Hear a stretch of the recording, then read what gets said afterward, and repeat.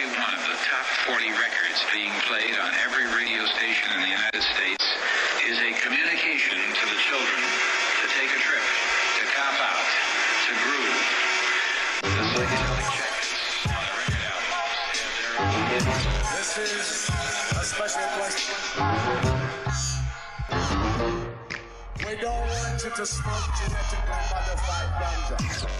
We want you to smoke the real thing. Me? Want you to smoke the natural herb. Sweet. Some call it marijuana. Sweet. Some call it sensimilla. Sweet. Some call it lamb's bread. The tea. And some people call it... Welcome to another edition of the Adam Dunn Show. I am your host, Adam Dunn. I'm Dave Jarnick. I'm JLo. And we are live in the studio. We got Vinny Barbarino. We got fucking that guy over there. Yes, MTI is in the house. And we've got 12-job MTI. Randy Lanier just hanging out, waiting for us. Look at that. We're like pros all of a He was sudden. early, man. I know. I mean, like early, like ready to sound check, and then we found out that... Professionals. Watch this. Is it still on, Randy? Move around. Let's see. Or did you get it off? This is the coolest thing. Did you turn it off? No, it's on. Oh, you Look got at the that. tracking? Got the tracking on there? Nice. You can walk around the room. Oh, yeah. You know me. Professional. Hey, Totally professional. If anybody... it follows me everywhere. You can see my art then. We've been This is trying... my artwork. Beautiful. Beautiful. Look at that. Wow. You made it yourself, personal. Nice. Yes. That's Yeah, I picked that up in the joint. You and George Bush. George Not in the Bush joint. was in the George- joint? Not in the joint. Not in the joint, but George- he picked up some George paint. Bush in the joint. No. Well, yeah. No, I wish. So this is, for all of you, Randy Lanier, race car driver, NASCAR Rookie of the Year in the 80s. You know, IndyCar rookie. IndyCar, IndyCar. excuse me. And just all-around Jedi Knight of cannabis smuggling. Oh yeah, the man made big moves. That's for sure. I was more than once you start talking tons, everybody gets impressed. You know, they're like, "What? Huh?" But yeah, a very amazing story. I told everybody who listens to the show to watch the Netflix, so we wouldn't have to rehash everything that's happened in the show because there's a lot of twists and turns, and definitely it's always interesting to see. I love to see how things moved back then because now everything is so different with internet and with people with instant communications and stuff, and the way that you made your maneuvers and stuff. It was always like, yeah, you couldn't do that anymore. You know what I mean? You can't get away with that anymore. Like you were definitely there in those golden periods, huh? They got Homeland Security now. Right. Well, they have satellites now. I mean, they have everything. Like compared to what they used to do, right? Like, you can't just pull a fucking like, hey, I'm gonna make a quick move. They don't really work They that way. shine the laser on the right. boat right now, and they go, the boat is now 7 inches too long in the stern hull or something like that, and that's it. It's over. They see everything. I was curious regarding your pardon. Do you know, how does that process work? Do you hear from like somebody Yeah. ahead of So time? let me straighten something out. I didn't get pardoned. Oh. That was a mistake. That should have never been said. So I blame our got research released staff for not finding that out. my release is like a perfect storm, and it's a crazy story, and I'll try to explain it the best I can. Please do. I've got 19 years, 6 months in the penitentiary, and I'm at mail call. And I get a letter from my attorney, and in this manila envelope is a package from a Senate investigative report. It's about 2 inches thick. And in this investigative report is they're grilling the director of the U.S. Marshal Service. And the senators are asking them about forfeited properties. In 1985, I had built a casino in Gardenia, California called the Bicycle Club. Well, they seized it from me. And when they seized the casino, we found out through this Senate investigative report that the U.S. Marshals kept the casino for 3 years. They're supposed to vet the buyer. They didn't vet the buyer. They sold the casino to an organized crime family, an Asian organized crime family. But they kept 6% interest for 9 years. So they worked with the nice. They made over $157 million. Wow. So we started gathering information, requesting more discovery, as the process went on. It took me another 7 years. We find out they stopped giving me discovery after about 6 months into the investigation. And we asked for discovery. And we have to go to court to get discovery. And the judge orders the FBI to give me all the evidence concerning this casino. Well, about 6 more months go by, and I get notified that from the FBI that all the discovery has been burned up in a evidence room fire. The evidence room caught on fire. The old evidence room fire. Yeah. They have no more discovery to give me concerning the monies that was paid to the U.S. Marshal Service. Wow. So at the same time this was going on, President Obama comes into office and tells the Justice Department, he gives a directive to the Justice Department to look at long, lengthy prisoners doing long, lengthy prison sentences for nonviolent crimes. He wants to thin out the population of the federal prisons. I fall into that category. I'm a first-time nonviolent cannabis prisoner. So with that, and along with the lawsuit that we had building on the U.S. Marshal and the Justice Department, 7 years took me, and I'm coming up on an evidentiary hearing, and we ended up cutting a deal with the Justice Department, no lawsuit, and I got time served. Well, that was great on your part to have a case like that being built up, because that definitely helped, I'm sure, with their decision making of like, yeah, we can let this guy go and save ourselves a huge fucking hassle and headache and exposure. Yeah, like about $232 million worth of savings. Right, that's a big deal right there. Fuck. But why is there some statute of limitations on that? Shouldn't somebody at the No, you signed off on that. You signed off on it, I'm sure. So I was when I got sentenced, I got sentenced to remaining bound to my natural life on count 1 for importing and distributing a Schedule 1 narcotic, marijuana. Count 2, I got 40 years for the same thing, distributing and involved in a conspiracy. I got 40 years for that. That's crazy. So as time went by, throughout this time, I also got a fine of $60 million. They seized $150 million from me. So with that said, after the $150 million and the casino and all the real estate they seized, they only had an order to seize $60 million. They sold the casino, and they made all this money for 9 years. So with that said, the casino only has a shelf life of 20 years. Remember I told you at the beginning of the conversation, I had 19 years, 6 months in? Yeah.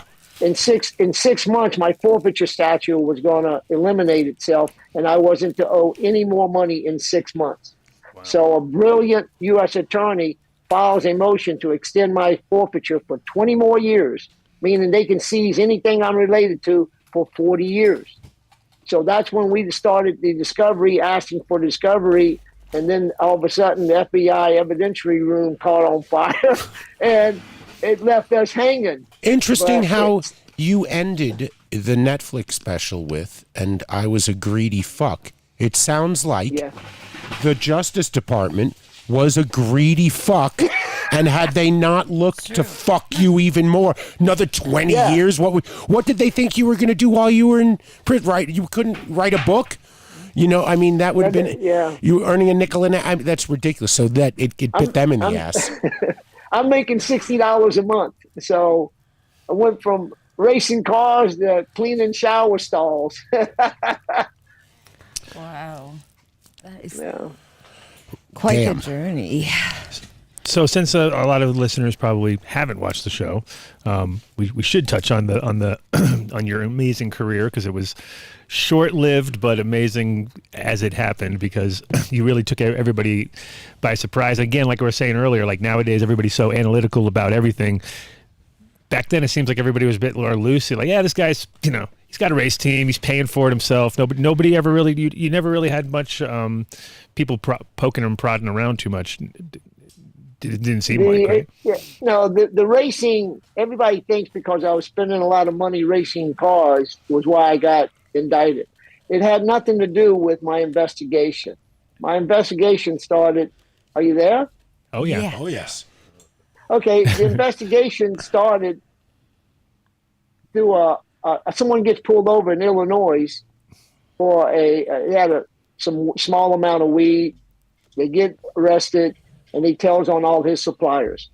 Then his suppliers tell on all his people, and it just kept dominoing. And throughout the time, they got to me. But my case is dry case. They have no weed in my case. I got the weed in, I sold it, and it got smoked. Wow. A whole ton? Tons. Well, what they know about is from 82 to 86. In those 4 years, I got indicted for right at close to 800,000 pounds of weed. But I had started smuggling when I was 19 years old. So all through the late 70s and early 80s, that was years that they missed. It's funny how 19-year-old is like a magic time period. Like it's when I started doing it's like when I started my business was around the same time, and it's like kind of like when you're in your best moments at that time. You're like, hey, you know what? It's time to. You don't have a care in the world. Make some shit happen. You have you think, fuck it, you'll survive anything. God complex is all around, and that's a good time for innovate. Shit, how many? 870,000 pounds. 800,000, close to 800,000. I would do loads of 165,000 pounds at a time. And I suppose this is all in just duffel bags of cash. No Venmo back then. The cash came in everything. I used to haul tractor trailers and had hidden compartments underneath the tractor trailers where we would stash all the currency. I think that seems like the harder part of a lot of these situations is the cash part, just because just the physical amount and having to be able to check it all, and that must be more work and more stressful sometimes probably than the weed itself. Seems like. Well, the problem is you have to involve other people, right? Because you just hit on something. Physically, it takes a lot of space when you start talking about tens of millions of dollars. Right. It takes up space. A 7 foot by 4 foot safe will only carry hold about $7 to $8 million in $100 bills. So you need space to put all these, and that means houses, banks, wherever you're putting your cash, overseas, Switzerland, Luxembourg, wherever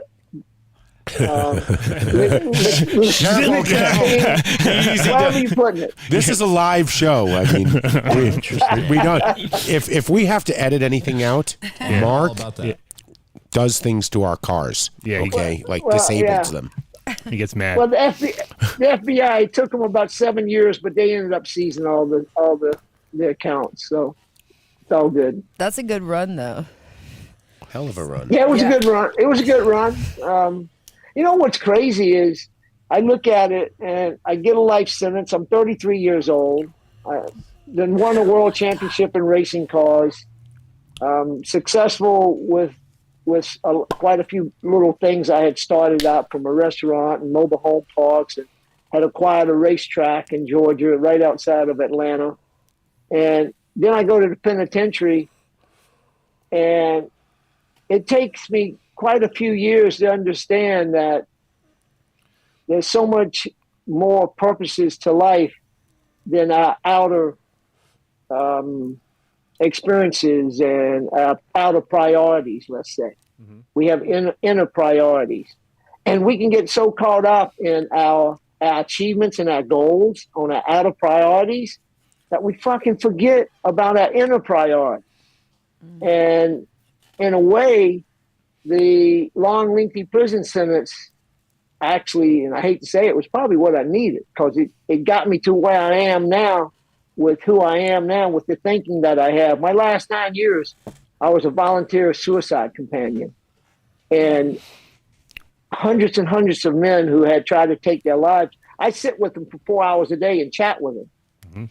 So that brought me into a whole nother realm of perspective and understanding how blessed we really are to have the capabilities and the capacities that we have to really uplift others. And it creates whole other purposes for our life.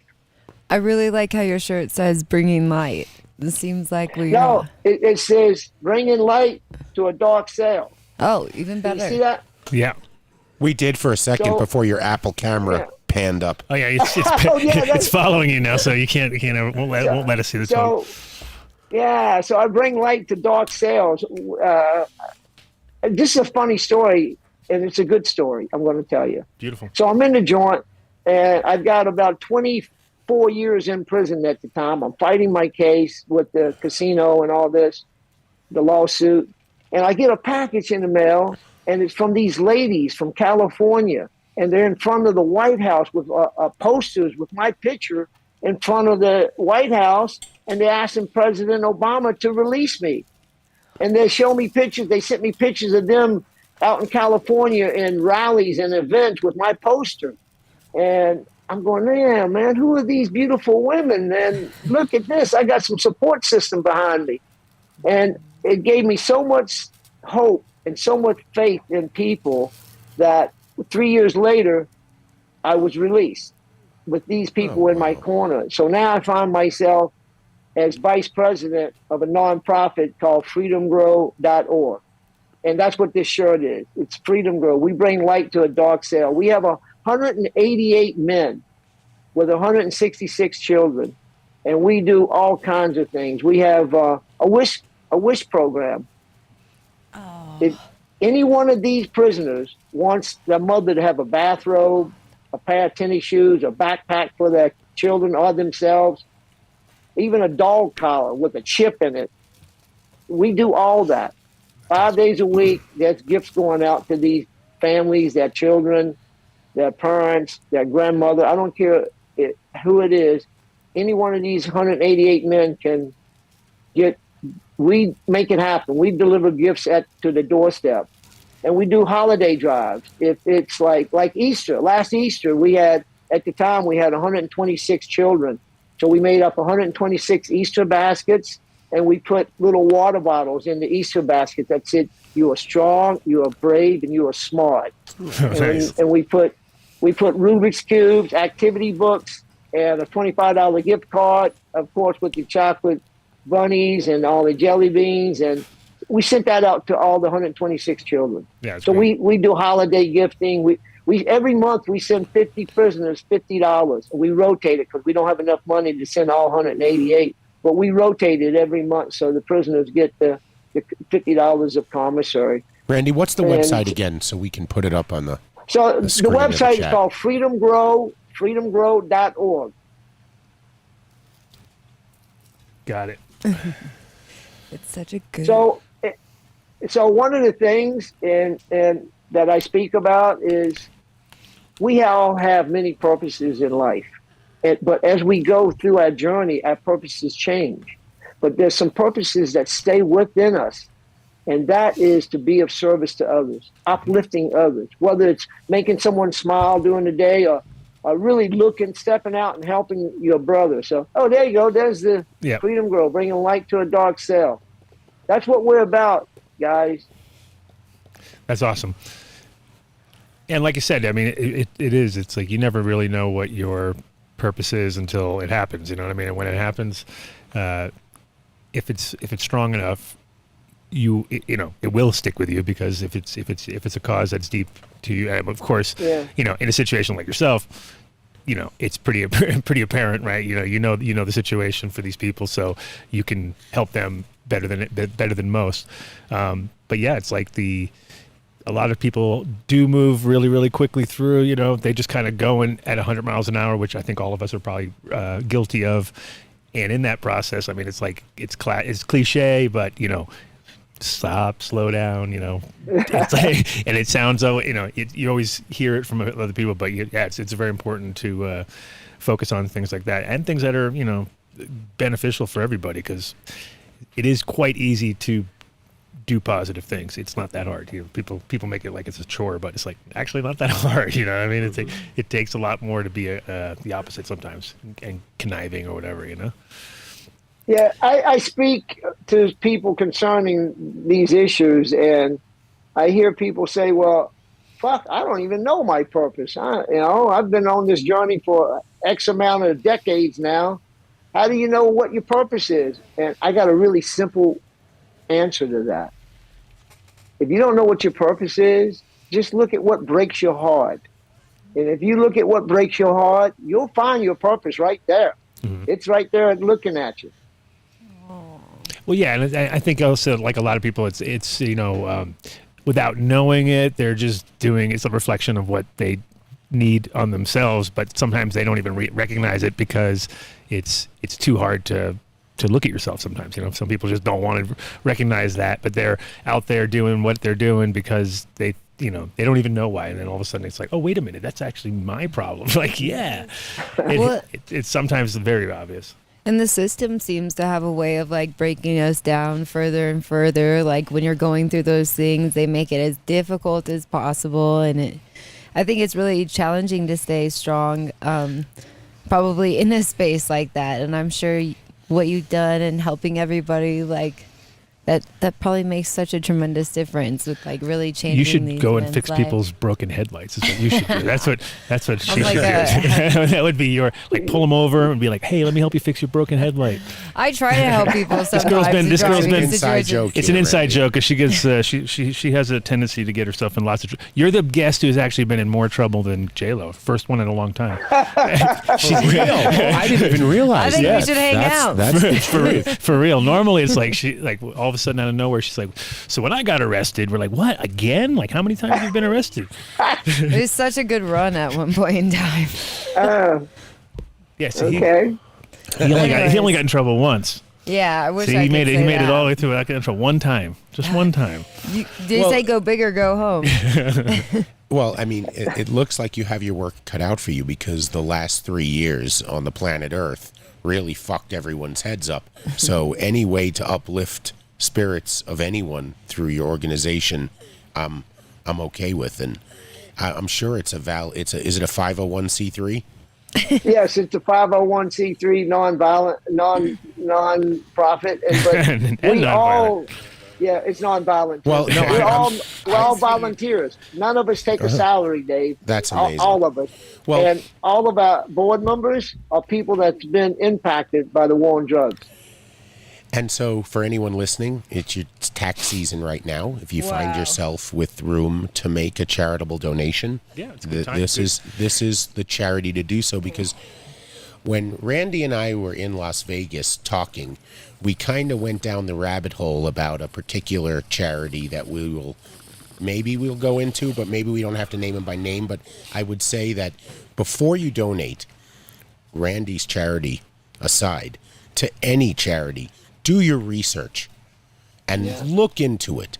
Ask to see the financials, okay? If they are a legitimate 501 or 401c3, their financials are for public, you can look it up. Especially after that Russell Wilson thing. Yeah. And take a look at this, if they're being paid salaries, and look at the overall spend that the company spends to each prisoner, or just out of their operating budget, how much of every dollar goes towards releasing someone from jail. Right. Because when you told me what you knew about that company, it gets me angry. And when I listened to someone who came on our show who pulled the financials from that record, it's disturbing. So this is the freedom.org is where you want to go, and look no further and make a donation. Freedom Grow. Freedomgrow.org. .org. Yeah. Stunner's trying to get information across. Like, between all of us, we'll make it work. We'll make it work. Well, you weren't here when we were getting Randy's sound check done and everything, and it was we had some laughs. We had some laughs figuring it out, but that's why we come on early, and we get everything sound checked. Mark was quite polite, which was really not like You didn't throw a tantrum or anything?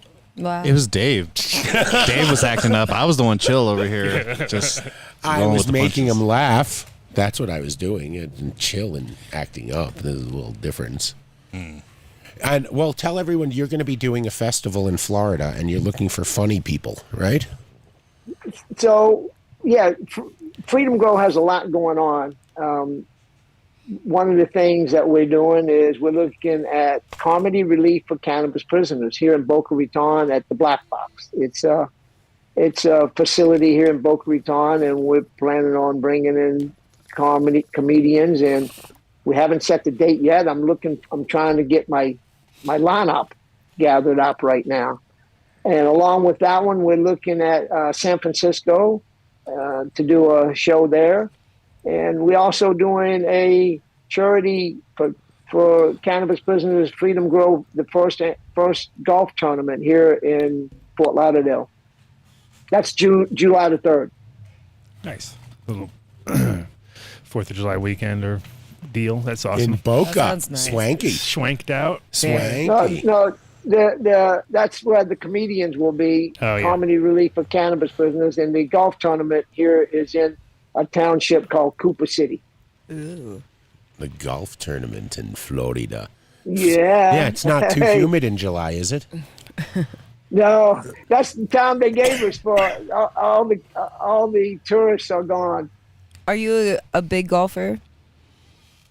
No, not really. I used to play back in the 80s when I was racing. He had a little stretch where he wasn't playing for a while, so it was kind of hard to I don't think keep they up have- keep up with the golfing at that moment. Golf courses, well, we won't go there. So what about your 93 octane deal you got going on there? What was that? Okay, yeah, I'm glad you heard about that. This is ironic what I'm going to tell you. So I get given a life sentence, a natural death sentence. They sentence me to the remaining balance of my natural life in 1988. I do 27 years. I come out, and the state of New Jersey last March 28th to be exact, awarded me a social equity cultivation license, a very large license.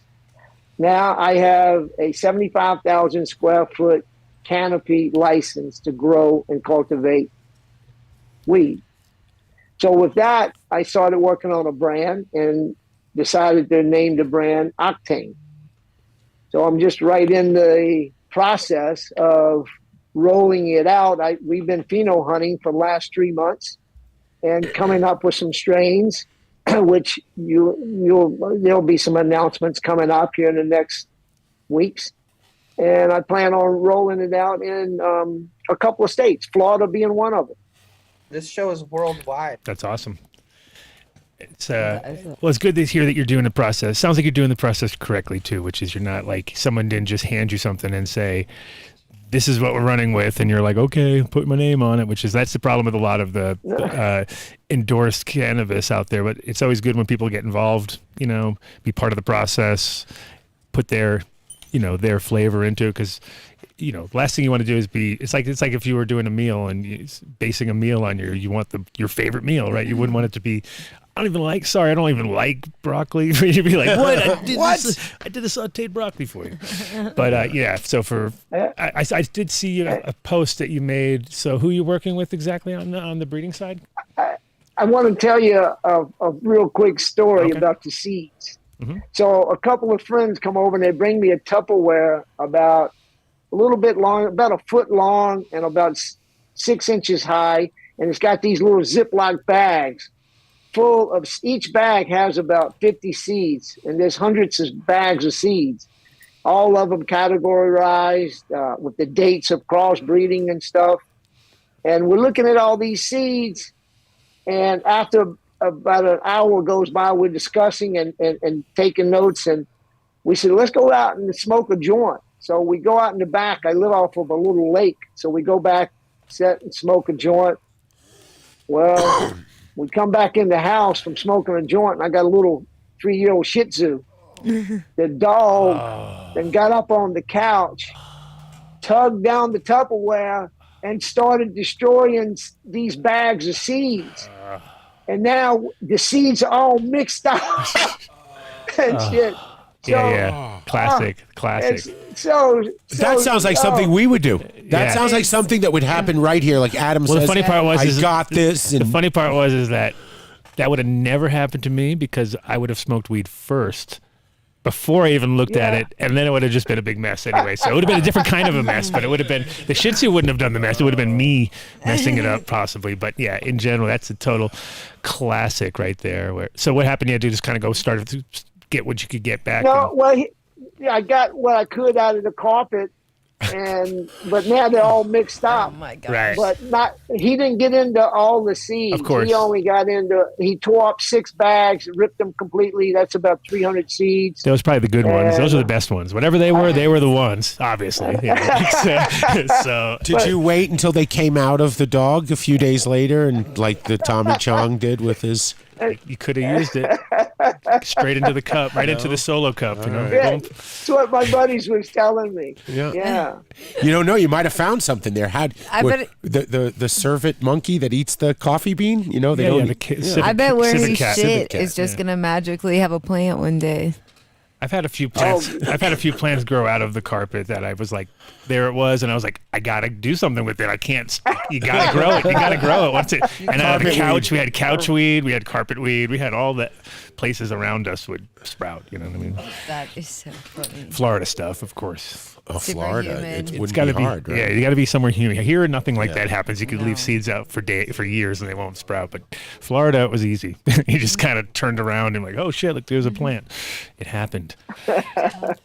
Well, I'm in the process of the pheno hunting, where we're several more months away. So we're working on it. That's awesome. Slow process. Yeah. So Dave, you've spoken to one of the persons that has genetics. His name's Mark Lopez, who's with Creature Labs. I saw him on the thing post up. So shout out to Mr. Perez. Lopez. Lopez. I got him confused. I thought it was you for a minute, and I was like, are you liking the thing under some new name? And then it was like, no, it's not you. I don't know why.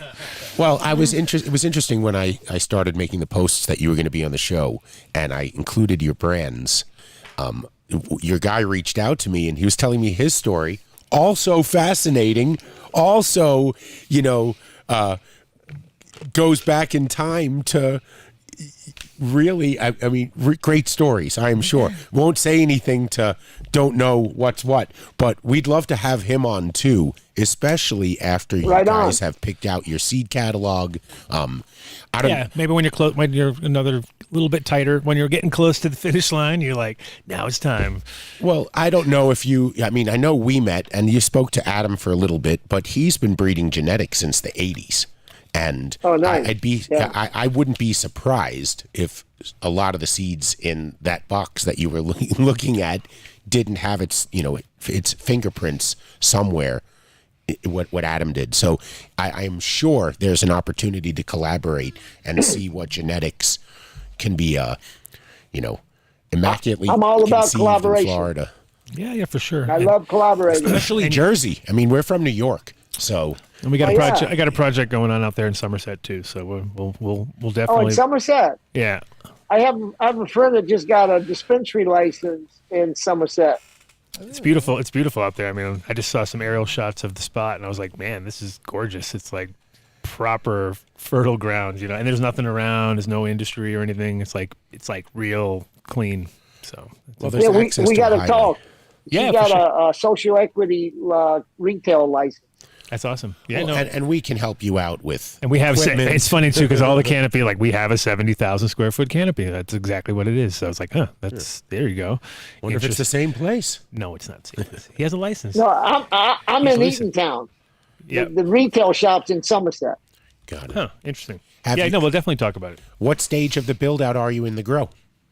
So we're at there's tenants in the building, and they had a 2-year lease when I found the property. So the tenants have moved forward and given me back 27,000 square feet. They're selling their business, and they hope to be out by this year. And I hope to have the control of the whole 55,000 square foot building by the end of this year. Wonderful. So I'm at the early stages of demoing, cleaning out the back 27,000 square feet of the building. And we'll be ordering all the necessary HVAC and switchgear and the things that we need coming up soon. Let's talk tomorrow offline about that. Yeah. got some thoughts for Cool. you. Yeah. I mean, Mark, Yeah, it's always exciting. Mark, our sound engineer, it needs a 15th job. So we got you. No problem. He'll build it out himself. I'm looking for investors. I need investors. Oh, JLo's mom. JLo's mom. There you go. That's know, right. That's our first go-to. Give her a call. That's the go-to investor around here. JLo's mom just flew her to Hawaii last week, and she had to miss the show. I like how you source out all this work and investors and stuff just straight out on the show. You know like what? this. You see, this is maybe a generational difference. You say source out, I say delegate. Just relax, bro. Okay? Yeah, exactly. Thank you, Vin. Oh, you got to help out when you can. That's for sure. Yeah, there ain't no Right time on. for presents. So yes. And a lot of We'd times love it's to just take telling somebody to not do what they were just about to do, because there's a lot of times people just, you're like, watch them about to go off the cliff, right? You're like, that's a good idea, right? You're like, no, it's a terrible idea. You should not do that. But Jersey's interesting because it's like it is the hot girl at the party right now. Everybody wants to be there. You're like, whoop, that's it. And if you have cultivation and a dispensary, Yeah, that's a good combination. Good to have. combo. Yeah, very Tell good. you what's amazing for me is I go and I do all this time, and there's this big struggle, war on drugs going on. They give me a license to grow, and I'm a vice president of a nonprofit that helps cannabis business and their families. But now I do that through donations. But now I'll have a percentage of the funds that I get from this grow in New Jersey is going right to the cannabis business and their families. It's amazing how this energy that created us, we manifest stuff that serves the purpose that we're trying to achieve. It's pretty amazing. We like that word. What a great feeling. It is. I mean, what a great feeling. Yeah. I mean, sorry Feel that blessed. it cost you, a quarter century, but it's, I guess, where we are right now is where we are, and we're about to have the first generation, right, come of age that never knew a gray market. There were always dispensaries. There was always the availability of legal cannabis in their lifetime. Yeah, that's huge. I mean, it's like when I lived in Holland. Same though. All the kids there were, but that was the problem. Is that I was there I wasn't technically a refugee because I didn't get in trouble, but I knew I would get in trouble if I stayed in America. So that's why I moved there and stayed there. But all my Dutch friends and all their kids, they could give a fuck about weed, right? They could care less. They didn't think it was interesting at all or important, right? All the kids were like, whatever, like, so they were already over it, right? Because they had access, and there was no like underground vibe. And then Dutch people would go on holiday to the States, smoke weed in California, get super high because they never smoked weed like that before, and understood it, like, oh, now I get what you guys are all about. You know what I mean? It's like, yes, you see, it's like it was the underground vibe of it all. Now, of course, it's totally changed. This is like, I'm talking 20 years ago, but the Dutch had that already. When I got there, they were already a generation and a half deep into, or much more, even 2 generations deep already at that point. So all the kids, they didn't know any better. They would be like, what, you guys, how do you get weed? And I'd be like, well, we call each other up and we say, you got any weed? And then the next guy calls the next guy up. And then by the time you've made 40 phone calls, and back in the day you paid for those phone calls, you were like, I just spent $8 trying to find weed and I still haven't found weed. And then when you did find weed, you drive across. They'd be like, wow, that's so complicated. And I'd be like, yeah, dude, obviously. They also have their own nomenclature about it. They're dispos. That's the big thing my kid likes to say. There's a dispo everywhere. I'm like, what the fuck? Come on. Dispo, yeah. No, it will be definitely different for my kid. I have a 10-year-old, so when he grows up, I mean, he's even more deep in it, of course. So for him, it's going to be just extra boring. Well, I would say do you have any ambrosia? They say, you got them dabs? Got some dabs? So That's what they still say, bro. Is that what they say? Yeah, man, I want to smoke some dabs. Come on, dabs. It's like bass. How low can you go? How low can you go? Here we go. So how was when you were inside? How was your cannabis intake there? Did you have like sort of your own Were there edibles? System going there, or I smoked weed as much as I could, and I'd go sometimes maybe a month without it. But what's strange is I spent a lot of time in solitary confinement. I would get caught up in these escape investigations. If they think you're trying to escape, they lock your ass up, put you in solitary confinement. So out of 27 years, I spent 7 years in solitary confinement for either dirty urine for THC or for, those were just 30-day stints. But when they lock you up for escape, my longest was 2 years in Florence, Colorado. And were you really trying to escape, or was it just yeah, you were trying. I was plotting. Oh, good. Plotting and scheming. All right. Well, that's good. At least it was real. It wasn't like you got fucking told. It wasn't even me. I did get locked up on a bogus escape twice. That just because my co-defendant had tried to escape out of a helicopter in 1989, and the helicopter crashed and took down 150 feet of fence, caught on fire, broke the pilot's back, broke my co-defendant's leg. Wow. And so ever since the helicopter crash, they kept locking us up for, if a helicopter flew over a joint, it could be taking an electrical survey. They lock my ass up. So spent a lot of time in the shoe over some stupid ass escape investigations. Wow. But this one time, I'm in Florence, Colorado. I spent 2 years there, and I had an ounce of weed that I had gotten into the joint, and I had it stashed in the laundry. That's a lot of weed. Wait, back up for a second. How do you get an ounce of weed into a federal correction? Wait, no, yes, you're right. Don't say that, because somebody might still be using that method and forget it. No, but in general, that's a lot. That's when you have like too much weed. You're like, I got too much weed. No, it's a lot for. Look, hey, any way you can think about, you can figure it out. And I got to tell you, this weed finds you. I'm walking around the track in Leavenworth, and I'm walking around it's a fifth of a mile track, and I look down, and I see like a corner tab of a baggie, and it looks like a corner. We call it a cap of weed. A chapstick cap is $50. Now it's $75. A chapstick cap is $75 worth of weed. Wow.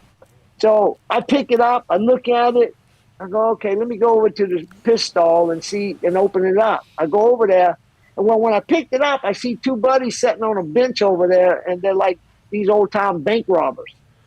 And I'm thinking, look, they know I'm always smoking weed. I'm thinking they're playing a trick on me. So I go over there, I open it up, and it's cuttings from grass, from fresh-cut grass. It's not weed. They're fucking with I said, they're playing with me, man. All right? So I don't even acknowledge to them that I got it. I don't say nothing. About 2 weeks go by. I'm walking the track in Leavenworth again. I look down close to the same spot, and I see a corner of a baggie, and it looks like a cap of weed. So same guys over on the bench, over on the wall. The wall's 40 feet tall, guys. So they're sitting under this wall that's 40 feet tall on an old bus bench. And I look down and I look over at them. I'm going, they want me to pick this bag up, right? So I pick it up. I go back to the bathroom. This time, I got a cap of weed. That's nice.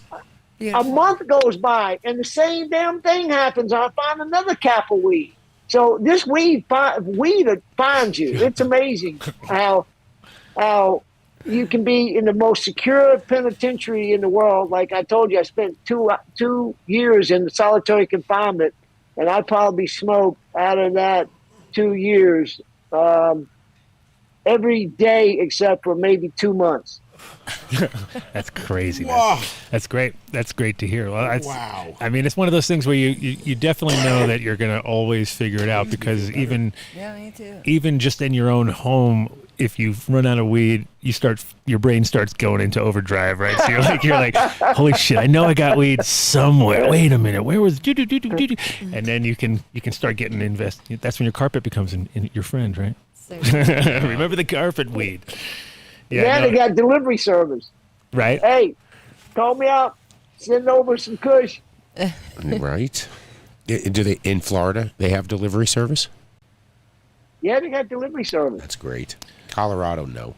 We do. They had a pigeon that had a backpack a pigeon with a backpack with a bunch of meth in it that got busted. It was like a bunch of meth. pigeon? Yeah, meth pigeon. I was like, great. Yeah. They got drones. They got drones in the penitentiaries. They come by and drop it off. That should be.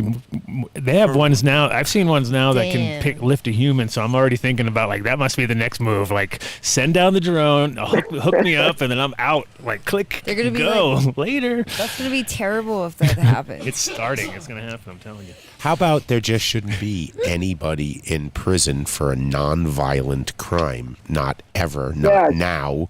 Open them up. Let them all out. We don't have that fucking problem anymore. Yeah, for Simple as that. I mean, that should be the first question every judge asks. Was somebody harmed?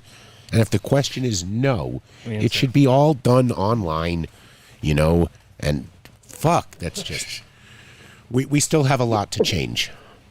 Yeah, I just sat in a trial in Baltimore, Maryland about 6 months ago. The guy got convicted for bringing weed from California to Baltimore, Maryland. And I sat in there for almost a week.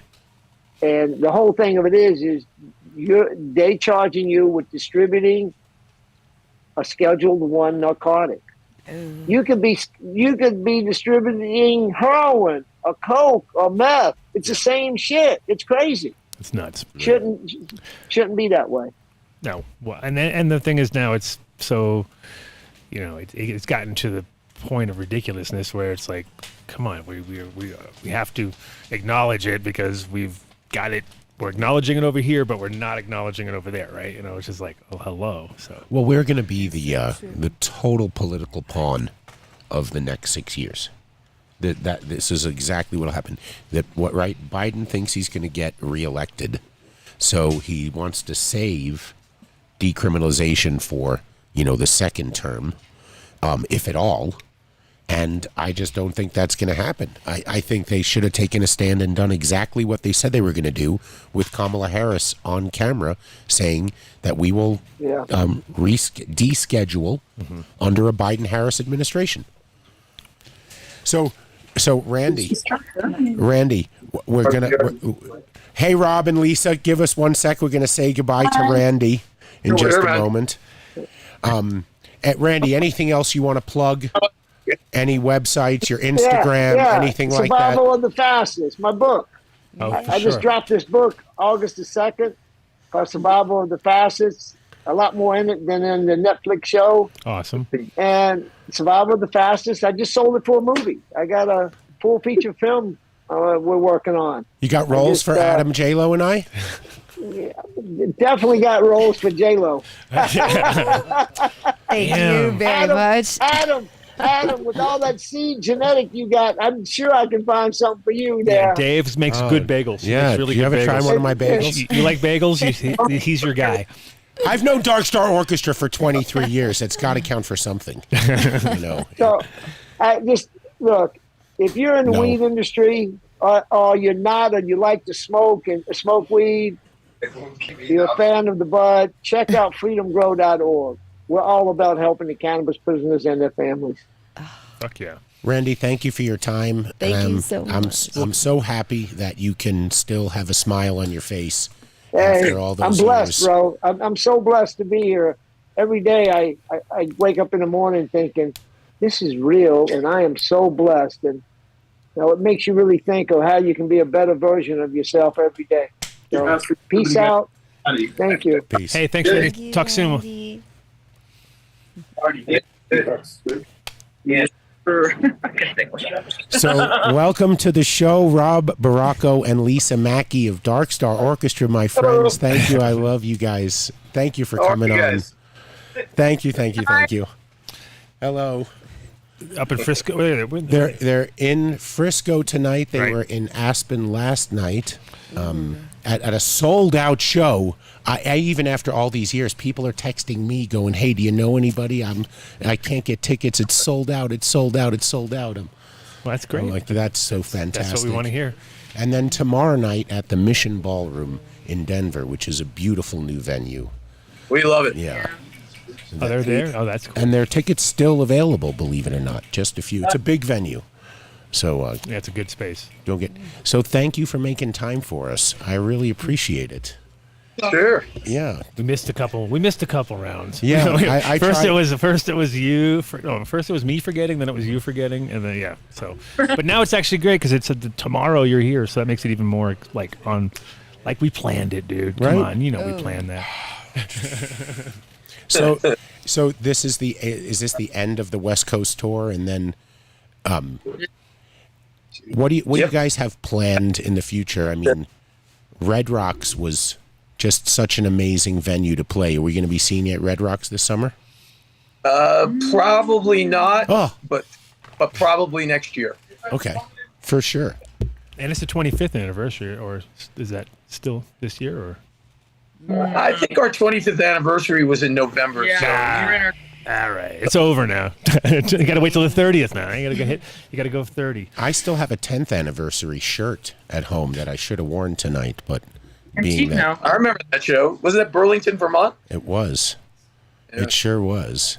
But really, the show that I remember that started it really all for me was the Murat Theater New Year's Eve. It was a little bit before you joined the band, Rob, and that's when I knew you guys were going to play amazingly huge venues.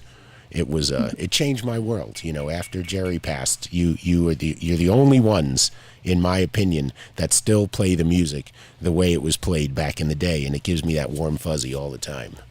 Thank you. Cool. Yeah. What'd you play last night? We did an elective last night. So the Belly Up has got a very tiny stage. So we had to do a one drummer.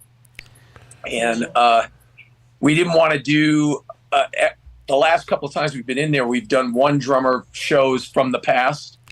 So we wanted to do something a little different. So for the first time, we did a one drummer, not in the style of him. We just picked whatever tunes we wanted to play and played them. Got it. It was very cool. The Place was packed. It was freezing cold outside. Whoa.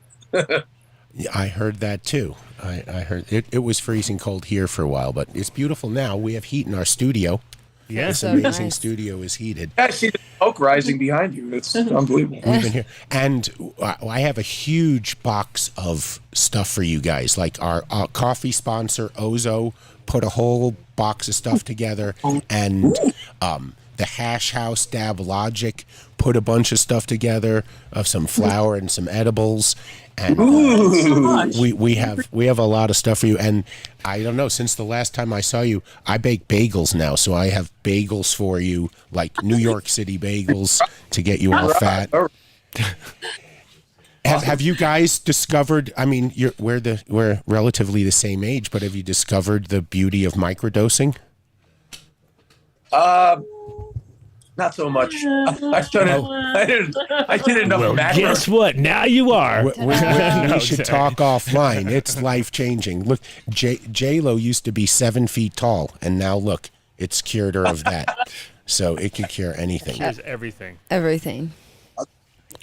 Yeah, I've read some positive things. No, I know a bunch of people who are doing it, and it's helping them. A couple of people I know who have really bad anxiety, and it's really helped them a lot. Yeah. So PTSD. I'm pretty sure like 20 years ago, I mentioned to Lisa, I think the band is missing one key role that needs to be filled. It needs to be a massage therapist and a therapist, and they need to be the same person. And they need to just travel around with you and make sure you're all of pain-free mind and body. Yeah. That goes along with the other two people we need to have, which is a sommelier and a barista. That sounds good. True. Important. True. Well, we have coffee for you because our coffee sponsor, Ozo, is like the greatest coffee in the world. So you'll love it. And we'll bring chocolates and goodies and whatnots. And awesome. So, what are you guys going to be? I mean, I can't ask you what you're going to play tomorrow because that would be wrong. But somebody said, if it was a show that Bill Graham actually announced it, you're welcome to put the top hat on me, and I'll walk out there. And I would take one for the team, or maybe we can get one of you to wear a shirt. We'll keep that in What mind. year did Bill Graham die? What's that? Did Bill Graham die in the 90s? Yeah, probably. No, was it? I don't know. If we actually had a good production person, he would have heard you say, "When did Bill Graham die?" And he would be instantly on the Google right now. And then you'd hear the voice come in from the side, and he would say, "In 1991." Yeah, I think this could have been a show that Bill produced. That's all I'll say. All I'll say. Don't get my hopes up. Don't get my hopes up. You know, it was just my 53rd birthday. You just missed it by a couple of days, you know. Oh, happy birthday. Thank you. A little bit. We're playing a show tonight that Bill Graham produced. Ooh, yummy. That I was at, and I almost got tossed out of the line by Bill himself. Let's hear that story. So, for whatever reason, I had this thing in my head about the Grateful Dead. Like, it was so super cool. And Bill came out the first night. He's introducing each guy in the band. But I don't know, for whatever in my stupid little 15-year-old mind, I thought that was very cheesy. And so he's walking around outside Nassau Coliseum, and, you know, in his little gray sweatsuit. And I yelled out to him. I said, "Hey, Bill, man, why don't you just let the band play?" There's some woman sitting, you know, next to me who I think I was just trying to impress, you know, that I was so cool, you know. Oh, it's so unlike you. I feel this hand grab my shoulder and yank me out of the line. And there I am face to face with Bill Graham. He goes, "You got something to say to me, punk? You got something to say?" Yeah, can I have an autograph? No, I just want to go in and see the show, man. He goes, "Get back in the line, punk. Shut up." That's great. I was very lucky because I saw him rip up people's tickets. Oh, jeez. Yeah. Oh, my gosh. He was bad news, man. You didn't have it in your hand. It's like, you didn't have the ticket in your hand. So that was good. If you had the ticket in the hand, he would have grabbed it. That would have been done. Yeah. Oh my goodness. That's a good story. Come on, I want to hear another story about you going on tour as a 15, 16-year-old. So same year, Nassau Coliseum again, September. Now I'm 16, and we're off to the side in the seats, but we had great view of the band, and there came a lull in the crowd, and they were tuning up, and all of a sudden, at the top of my lungs, I stood up, I went, "Giant!" Garcia turned and looked up at me and started playing it. Oh, cool. And all the people around me were like, "Oh, man, how did you make him do that?" I was like, "Yeah, you know." Damn. That is. And when did you know that you were going to be, were you already a musician at 15? Oh, yeah. And were you playing the Dead? I was playing in one of my high school bands. We did a whole bunch of Grateful Dead songs. So truth be told, I saw Rob play as the Zen Tricksters at the Right Track Inn in the summer of 1989. Because I didn't discover the Grateful Dead until I went to school. Discovered them in 88. You know, early 89, I start seeing shows. I come home that summer. I'm like, I want to see this music. And I saw you play. I remember it was a dump. Oh, like that place was such a dive. Holy crap. Yeah. Yeah. I had to use my fake ID to get in. I'm pretty sure, you know, it was, I had to drive out there, but it was a ton of fun. A ton of fun. I'm sure if anyone's seen pictures, I've been taking my son to see Dark Star Orchestra play since he was 7 years old. So they were so gracious to us back in the day, and they used to make him a laminate, whereas the regular laminate would say all access. Mm-hmm. His pass would say small access. Nice. And he loved it. He would fall asleep on the back of like a keyboard case or something in the back, or during he tried to stay awake, but it was he was young. Yeah. Kids on tour. Kids on tour. It's great. I love it. So Lisa, I haven't seen you in forever. Thank you so much for coming on. I look at you. I'm geeking out again. Everyone, I'll probably get a whole bunch of shit from listeners because we told dead stories, and But it's okay as long as you got a beginning, middle, and an end. That's the most important part. It's almost like a dead song. You got to make sure it ends at some point. Otherwise, you're like, when does this thing end? Does this thing ever end? Like, no, bro. So you guys got to take the show on the road, and you did the Europe 72 tour. Mm-hmm. What was that like? It was great fun. It was a really, truly wonderful experience. Met so many just interesting people. A lot of people from the United States came over with us. However, I think it was the first or second show in Italy. I got sick. And the rest of it was just a fog. I kind of just put one foot in front of the other. We got food poisoning or something, or it's kind of awful, but kind of made it like Outlast, I'll tell you though, the European audience was awesome. They came from all over Europe and Asia to see the really band, fun. and that was really fun. Quite an experience. Yeah. Any big tours coming up like that again? Are you planning something that you could release? Oh, we're keeping our fingers crossed that we could do it again, maybe next year. Yeah, we'll see. Yeah, we're trying to make it so that we don't break the bank, as they say. We're keeping it in the conversation, so we'll see what happens. Well, then everybody watching this right now, if you live in the Denver area, you need to go buy tickets to the show for tomorrow, and then please come with us. It'll be so. Yeah, you'll have thing that it's just a lot of fun. So, and it's our last show of the tour. We want to go out with a bang. Good time. Oh, well, we will be providing you with the necessary gasoline. Yeah, as we like to say, all gas, no brakes. Mm-hmm. So we'll provide the whole gambit of. I mean, just look at this. Oh, you can't see because we have the green screen on right now, but you just trust me that I. What do they say? Greeks, don't beware. Just we bring gifts. We bring gifts. Right. Thank you. I love you guys. Thank you so much for making time for us. Thank you. I'll see you tomorrow. Okay. Have a great evening. What are you guys coming? We didn't hear what you said. Say that again. The rest of your panel here are coming.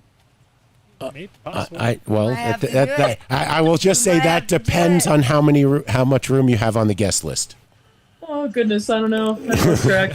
We have some room. We have some wiggle room. I'll give you a call tomorrow. Sounds good. All right. You guys be Thank you. Take care. Love you guys. Bye. Nice one, Rob.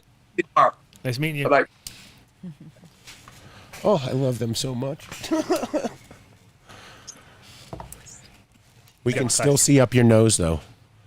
It's still on. It's always the best. Yes, sir. Yeah, so I saw my first Dark Star Orchestra show because Jonah was wearing a tie-dye Phil and Friend shirt, and we went into Herb's Meats in Boulder. Do you remember where that used to be? It was gone before you. Did I go to Herb's Meats? No, I never went to Herb's Meats. It was. You would have gone in because it was the same font as the Nice Dreams truck, the Herb's ice cream. And I went in, and true story, the butcher there looks at Jonah and says, "You guys deadheads?" And Jonah answers, "Yes." I mean, he's 7 years old. Okay. Nice. Turns out this is the guy whose dad grew the Colorado cough. Oh, right. Oh, that's sweet. Oh, And there you so go. Look at you. he says, bringing it "Have around. you ever seen this band, Dark Star Orchestra?" And I said, "This is 2000." I said, "No." He says, "They recreate a Grateful Dead show, note for note." I'm like, "What? Come on." He's like, "No, really, you should check them out."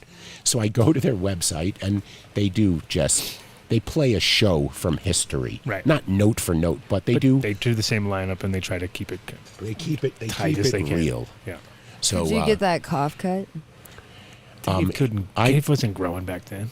No, I wasn't, but he did tell me that 2 years ago during the world being broken. He said I was welcome to a cut. He moved to Florida. He still had it, and he was going to get it to me. And now he ghosts me. What? Of course. Maybe he's going to watch now because of DSO. He's going to watch. He's definitely watching right now. So what up, I hope dude? so. I'll send him a text cough. to the show. Come on. Well, tell him. Come on. See, look how sad you made, Dave. Mm-hmm. Yeah. He was so happy about getting that because now he had people who could grow it. See, Remember? you can't see it remember because the weed is smoky. Oh, were you about to say now I have people that could grow it properly? Yeah, exactly. Well, he's not wrong. Well, your son could have done it. He wasn't at the time. Yeah, but It was a little early. Yeah. It was a little quick to the... Wasn't the same kid. Was it? Wait, was it? No. I was going to say. No, it was Jonah. Yeah. No, wait a minute. So that means he But was... he was young. Must have been older than 7. No, he was 7. This is 2000. Okay, so then he just... Oh, yeah. Maybe, there you go. You know, he's just And turned now 28. he can grow the No, weed he was for you. 6.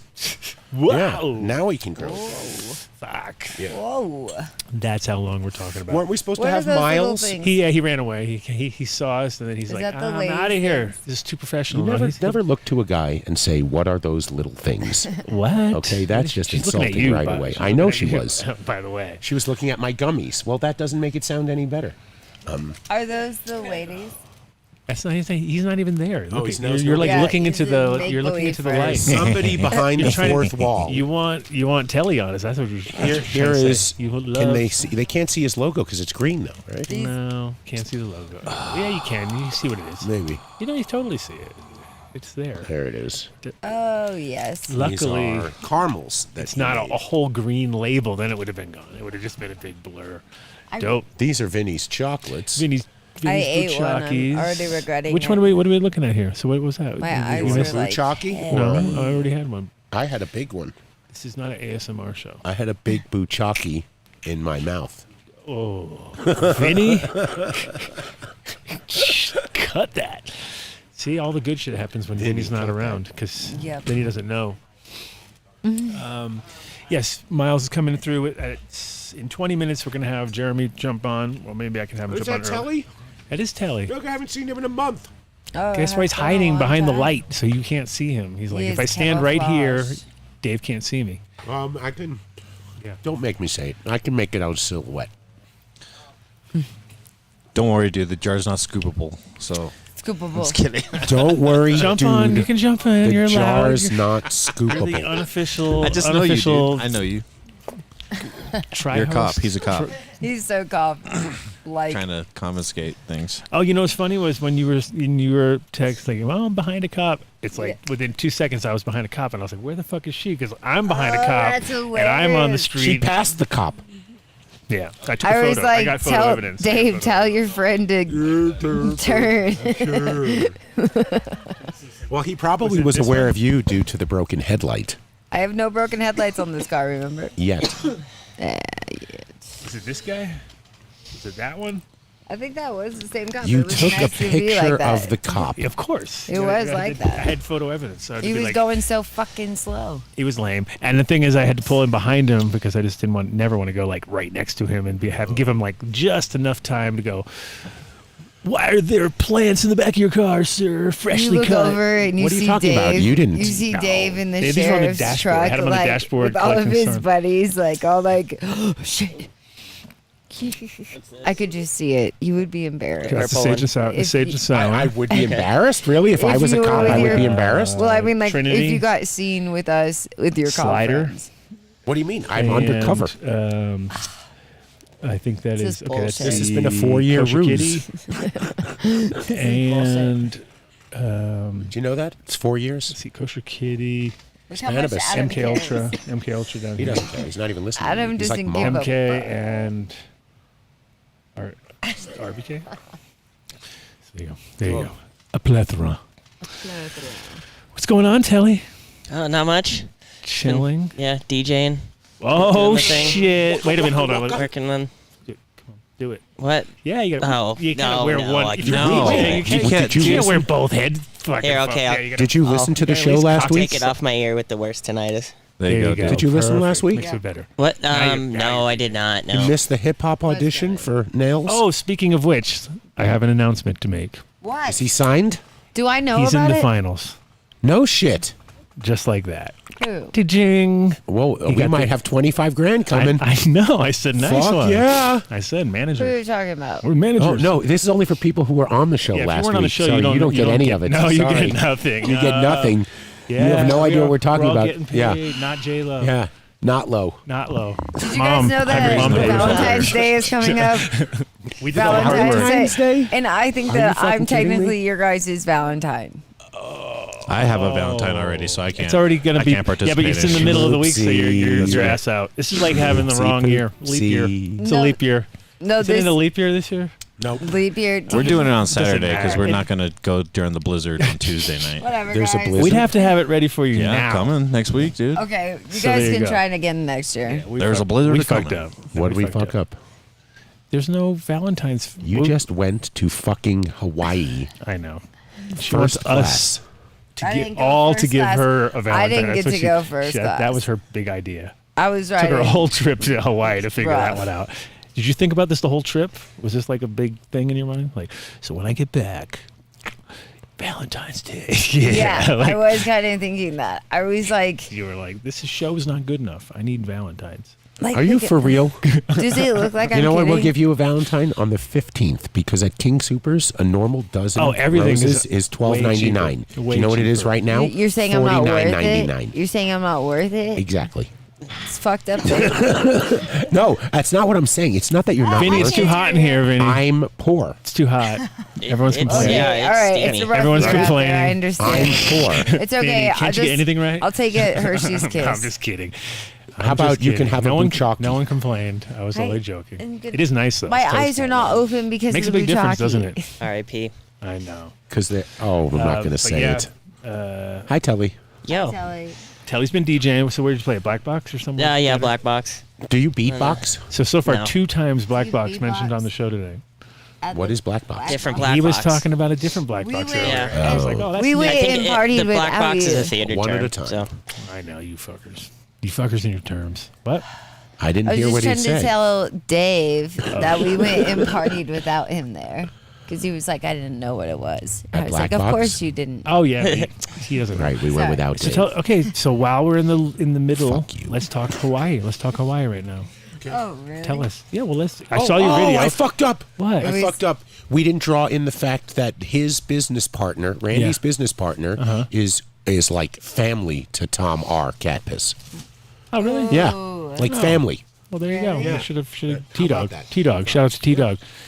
He's on Kauai. I would have linked you up with him, but he's on the wrong island for you. But Long Island, not kept fucking not up. Long Island iced tea. Don't think that.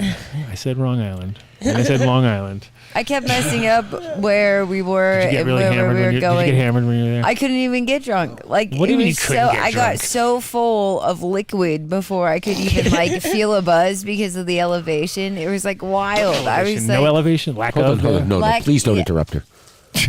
lack of elevation. yeah, you it was couldn't just get like drunk. sea level, or whatever's going on. You're I like, guess. Fuck And you.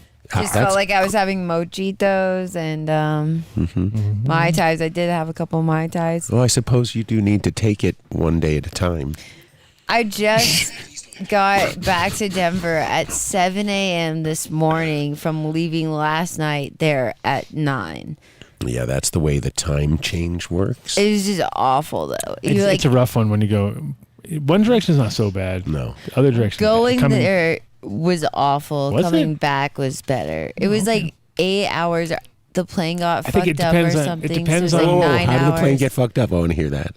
Well, it was just like 9 hours of like, sitting there. Oh, we had to wait for another plane. 9 hours of sitting. Or that we were on this plane. I don't Okay, even. well, you're flying. You're not just sitting. Who'd you There's fly? a big difference. 9 hours sitting would really Oh, suck. But United. you're sitting in the plane. You mean? I know. I get you. There's like, so the guy that was sitting next to me though is like, Loving life. he's like, He's like, I'm next to her for 9 hours. this guy was like. It was so much like that. You guys have no idea. It's like I didn't even realize planes had that like center row. Like the extra big planes. They're like the quad Vectra. The 5 seats. You've That's never nice. flown Was a it a big double plane? decker? Oh, it was awful. I don't know what it was, but too many seats and it's not enough anything. So this guy, there's like a bar, and so it was up, and I go to sit down, and he made it go up. Wait, again? he was Oh, so he big just- that he had to lift the handrest Did up? you have a he plane? takes He his lifted he back takes up? his half arm and he just like slowly. Do you have a stump? He had a stump, and he just stumps it into my half of a chair already. It's like already fucking half of a seat, And this guy takes his stump, and he's like at least 78. Wait, stump? So like, you can't make this shit up. It was like so. something happened. Stumpy. So I couldn't. you're gonna get in trouble. So don't disable shame. The point is I couldn't put down the banned. armrest. Yeah, we're gonna get kicked off of the going team. down red flag. We're fucked. I couldn't put down the armrest. This guy took his leg. Well, why would he need the armrest? Yeah, you say obviously you don't need it. Yeah, obviously you don't need an armrest. Look at half an armrest, possibly. Oh my god! And then he takes his legs and he puts them Legs? under He's got legs. He's got legs. Right. And he puts them under my side. Under my side of the fucking seat when it's already so small. He puts his feet on your side and his stump under your. And then at a point in the flight, we are literally breathing together. Like we are what's she shoulder gonna to say? shoulder. He's got a stump. Yeah, exactly. I'm like, this is gonna be offensive. This is gonna piss you off. Something's gonna happen. Yeah, because you can't say anything to him. If you So finish this 8.5 story, hours JLo, later, Hold I was on. like, I should have taken like a pack of gummies or something. If you finish this story with, and then I told him what you want, podcast bro. I 10 was more on, minutes, so I he's told, listening right now, we are so fucked. Oh, it was a rough one. I was like, you 6 gotta o'clock. pay extra next time. The chat wants to know if you were hammered for it. Oh my god! Of course. I Are couldn't. you fucking what? Who asked that? She's on a plane. She's on a plane. They have alcohol. I couldn't even drink on the plane. I was so What? frustrated. It was. What? I was Drink? I was 'Cause you're too elbow to elbow. Elbow to stump. Yeah, elbow to stump. My legs are like. Oh, it was just so right. So then. There goes our TV contract. That's it. They were about to TV work with us. They heard contract. this one. Shh. Zip it. Zip it. But the actual, I kept messing up where I was going, and geographically, they were just like, we're going to Hawaii, and I was like, cool. And then they kept saying we're starting, or no, they were like, we're going to Big Island. So I was like, okay. But the whole You didn't realize whole crew went to the other, right? Yeah, we bounced around, but we did. But that was good because you made it to the show. I did make it to the show, which Did was you see cool. the video? I did. It was cool to see. I wish I saw it live because I would have told you where to go because you were like a fucking running around like a chicken with his head cut off. I was just circling the whole thing. You're like, it's like you just got there and you were trying to run through the place.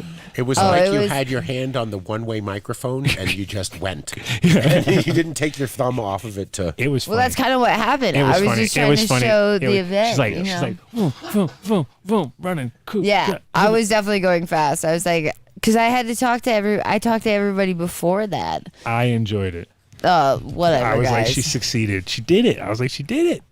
Amazing. Well, it was a really refreshing event because it was all medical only. Mm-hmm. And so it kind of reminded me of that vibe. It was so small and intimate. The people are way nice. I was afraid of going there because I was like, I don't know. Howley. Yeah, I was just gonna go. Because you're like, oh. You were going to tell the stump Howley joke? girl. I did drink there. I got a drink. It's $20 a drink, but you could get a pina colada or a Mai Tai at. I see a pattern. It was great. I see this pattern of Mai Tais and pina coladas, man. That part was great. So you at knew the which party places we you had, you could, and which places you couldn't. So Yeah. at a certain point, on the third, how many days did you go? 3 days. 7. Oh fuck! So by the third 6. day, you knew it. You had it 6. dialed in, right? You were like Mai Tai. What'd you do with Mai your Tai, dogs? Pina colada. I have a babysitter. And then you just kind of moved your way around, right? I would hope. Oh, yeah. Well, not as much as you think. I went to 2 different islands, but we went to a Buddhist temple and So you this went to Big Island in Oahu. yeah, where that place was, and then Where that Waikiki, place was. That was in Oahu. and yeah, I think we went to one other. I don't know. Ah. And so Big but Island though. Did you get to go see lava? No, is my mom. We went shopping there. Shopping? And so You went shopping overseeing the You lava went to on Hawaii Kona? and went shopping. well, we went to this Buddhist temple, and it was super beautiful. And I tried to find a whale, right, without going on a boat because I was like, it's whale season there. So I was like, Oh, I thought you meant a rich guy. Oh yeah, I figured that was what she was talking guys, about. I was like, I was reading all these Yelp reviews. I was like, you can totally hike this lighthouse and go find a whale. It seemed so probable. It was nothing like that. It was windy, so windy, the most intense wind you have ever seen. Didn't you see? I looked that up after you told me that there's an asterisk that says, "Don't go when you're here, JLo." It's windy. It was so windy. Yeah. So, but like the cool part is wherever you went shopping, all the buildings like block everything, and the beach is like. It was nice. It was so. So the I fell in love shopping with it. Shopping is great. It's because the shopping blocked the wind. And your So you mom can still shop. doesn't sponsor That's our show. smart of them. Would have been terrible if they built it She the doesn't wrong sponsor way. my show. What she could advertise one of her products on our show. You know she owns some company. What's her product? Ugh. Well, Wow, Treat you're Consulting. Really, So we went. I don't know. shopping. We went. I heard a lot of quite a shopping. bit. I heard shopping's really good. The beach. I swam in the ocean. It was kind of chilly. Waikiki. Well, let's say Waikiki. I mean, Oahu's more like that's kind of the L.A. of Hawaii. Yeah, Yeah. that's how I've in the balcony. That was my favorite part. It's like the room though is like right off the beach at one of the spots, and you wake up so early because of the time change. Right. So it's like 5:30 in the morning, sun's rising. You're like, wow, why am I wide awake? Were there chickens? There's Well, chickens some- everywhere. You were right. And what was that? What's that? A Dole Whip. I went to the Dole Whip plantation or Dole plantation. where The they- pineapple Yeah. plantation. Dole Whip. Yeah, you know Dole Whip. It's like signature, I guess, to the island. See, I just learned this. It's like it's delicious. Shaved ice. I don't know. I did all that stuff. You learned that? Is that what you learned? That was it. Dole Whip. I learned about What's Dole the Whip. pot scene like That there? sounds a little interesting. The weed scene was awesome because it was like I said, like that medical only. So like there's a lot of people talking about like how they use it medicinally, and there wasn't a lot of people like recreationally, like No dabs. yeah, it wasn't that scene. But everybody was real humble though, and kind of like Oh, they had. I mean, when I chill. was there, they had dabs. Yeah, dabs are quite medical. Oh, dabs are not well, you medicinal? couldn't smoke Like- inside. Kidding me right now? Dave. Start a war over Yeah, here. Dave War! with the What'd I do? Dave, controversial What take. So what are you over fucking there. GPT chat over You just, here? you with just your dropped fake a controversial, info? You just made fake controversial info. bomb and What'd I walked say? away. Just like, You boo, were yeah, you just flicked a saying that match. What'd I say? you just insinuated that dabs aren't medical. Yeah, what's wrong with you, dude? Yeah, You dab. start a war? Dabs. Bro. Oops. Bro. But Sorry. you She couldn't just said they smoke weren't inside. really. Oh, You fuck couldn't it. smoke inside, and then you had to smoke outside. And I guess there was an undercover cop there the previous year. Oh, my buddy. And yeah, exactly, Dave's cousin or brother or Oh, yeah. And- Dave's Hawaiian cousin. You're my Yeah. Hawaiian cousin. You know it. What's going on, bro? Bro's in the Ladies house. and gentlemen. Do you know what I did try to get though, and I couldn't get the whole time? The flower. Sorry, we had to put you down by Delay. Dave. You know, Delay. sorry. Delay. I know it's not as. I wanted a real one. You, I know you it's didn't, right. you I know. didn't get laid. I didn't get laid. What? No. You're gonna steal all the weed. I know. That's why I'm worried. I got winded. Oh, you put it down by Dave. Dave, do you I want know. a dab? Don't ever let Dave. I haven't do it. seen you in a while. It's not empty. It's I haven't- empty for you. You can scrape some out of there. There's a couple grams left. Grams. You're Brings making it up down, now. it You're just now goes- you're Probably 2 grams left in there. two of the imaginary stains. Welcome. I'm gonna check with Jeremy and give him a heads up.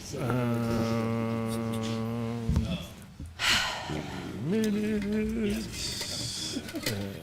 I need. Let's go for it. That's what I need. Welcome to the show, Miles Fillippeli of Weed Should Taste Good. And fermented plant extracts. Fermented plant extracts. And now, hash and should taste good. He's starting to sound like me. This is like the worst. Oh, fuck. Dave, takes pass 10 those minutes jars to talk down. Oh, about. fuck this. Oh, fuck you. What you got? What you got? Nothing. Everything's Nothing. stopping at Dave right now. Can I see that flower? Everything's stopping at the. Yeah. You know what? For someone who comes on the show once every blue fucking moon, Hey, I watch it all the just time. watch yourself there, buddy. I may play a character on TV, but you're going to be in the room when the show's over, and I will smack the fucking shit out of you. Oh, Dave! Whoa! Right off the Oh, bat. wow. Right Breaking off all the bat. the rules. He's on the Dave neck on the top smacking floor it. right now. You got them all riled up. I won't. That's getting cut. That's getting That cut. sound. That is a sound bite. Uh-oh. Edit. Edit. Mr. What you got going on there? I see it. I want. What's Vinny, this? is there a new batch or an older batch in here? Is there some that are not medicated? They're all medicated. Why would I do that? What was the point of that? What You'd be work like, on? this one is medicated and that one's not, and they're not labeled. You can get those. Some of them are. You can pick up a Snickers bar before you get here. Those are King Super. Go get a Have Hershey's you or guys, something. have you guys, I already got too high from it. You know, that was What my is it? problem. What are we looking at? What's lack? That's LA Kush. LA Kush. It's like a glue, real gluey. Gluck. Gluck. Gluey. Gluck. Nice one. Yeah, I'm just literally looking at. I got nothing but fresh weed. Still got you. Classic. The classic position. But we got hash. Hash is happening again. Yeah, Let me say hash. Let me say hash. What's that? Dry sift. And Oh, some nice. temple balls. You're gonna roll. I think Nick is on his way with some rosin. Everything good. All the good. Oh, I've been seeing him press that. Yes. What's that now? Nick's bringing some rosin. Oh, I saw the. Yeah, I saw. Congrats we with got some of the temple balls he made. Now what is it? Provision what? I always get Portal. it. Portal provision. Yeah, somehow I fuck it up every time. How do you pronounce his last name? Iacocca?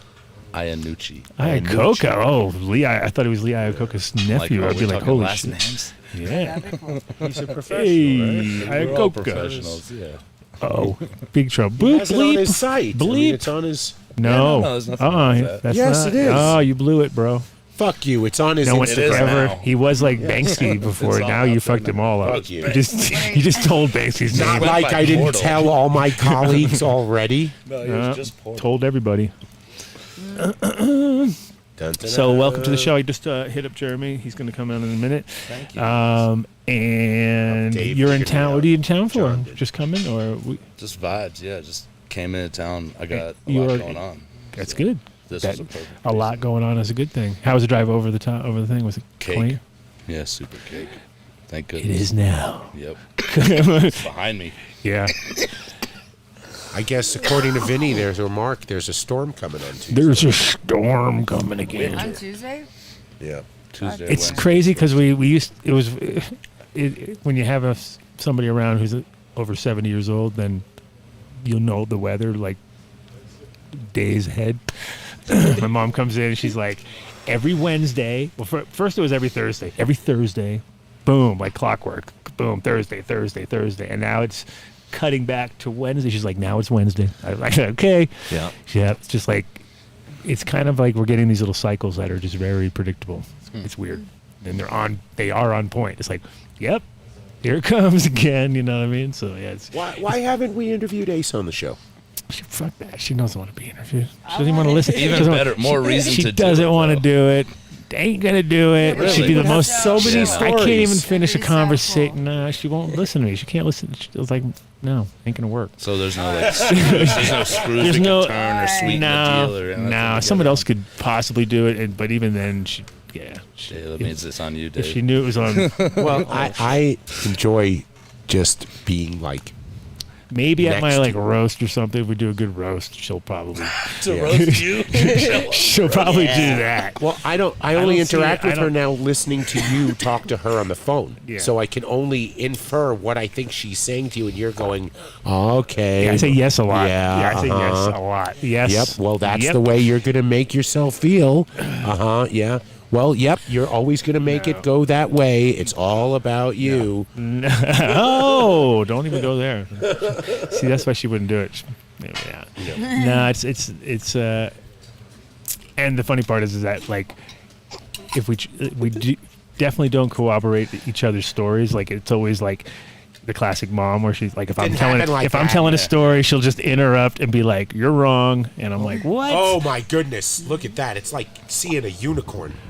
Here he is. Hey, Hey, how's it going? Yo, yo, yo! What's happening, bro? You gonna tell everybody who he is, though? You know? Yes, Jeremy from Build a Soil, the man himself, Jeremy Silva, is back on the show. Buildasoil.com. Back on the show. There he is.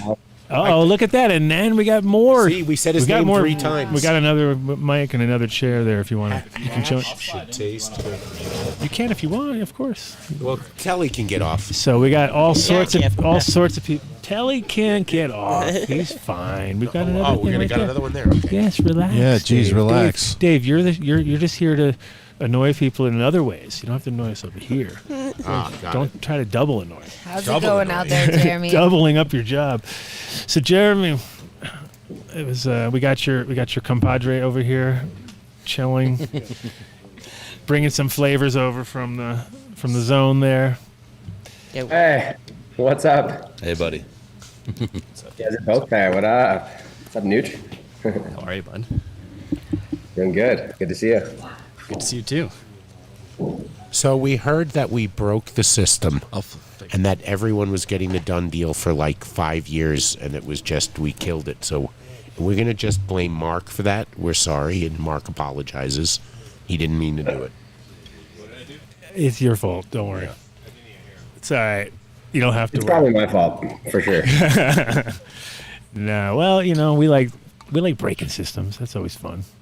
It's kind of weird though because it has. What can I say? It has done we've it been in doing other this ways. for a long time. You guys have that reach.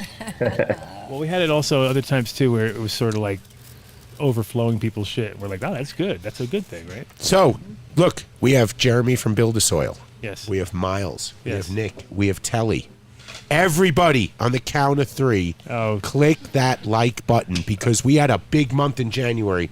The show was watched over 220,000 times on all the streaming networks. So maybe clicking the like button helps. So ready? Yeah. 1, 2, 3. Click like. Yeah, smash that. Come on. And if you don't like us, click the don't like because it helps the channel out. And we can't see how many are on there anyway. You know what I said earlier? I said hit like if you think Dave's a cop. You got 50 likes. And I think that's the most likes that we've ever gotten. 50 likes. Ooh. Nice. I like that campaign, Mark. Good job, Mark. It worked. Way to raise the team up. Yep. I will take one for the team on that one. But which team you will never know. Jeremy's like, what are you guys doing? We got. He's No, like, it's I'm all right. taking it. I'm He's doing it. smoking It's weed, perfect. Right, he's already in trouble. He's already in trouble. He's already gone. The show's later than he's supposed to be. So, we might as well. I saw his wife. She's going to kick his ass. No, it's all good. Friday night. It's all good. It's early. Are we still doing good? So what should we be doing to our gardens right now? I mean, should we be getting them ready, our outdoor vegetable gardens? Is there anything we should be doing? I mean, talk to us like we know nothing. I would do nothing for a while longer, knowing where you are at. So It's too chilly.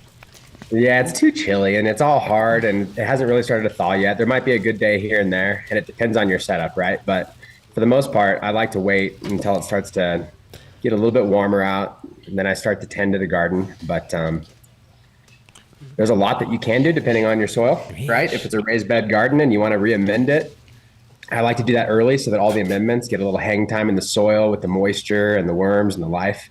So definitely good to get a plan in place. It'll make a kickstart a lot easier. Jeremy, what do you like to use to treat like aphids or any pest problems like spider mites or anything like that? Do you have like a go-to? Yes, the go-to now. The go-to is don't get them. Beautiful. And I think JLo a lot of wouldn't that have a has job. to do- Yeah. I think a lot of that is, growing from seed if possible.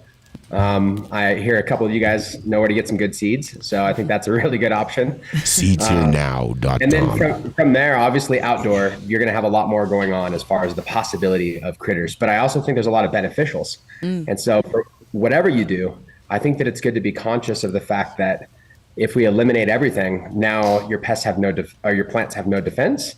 And so we recommend a lot of the natural methods. There's some great do-it-yourself sprays that you can make.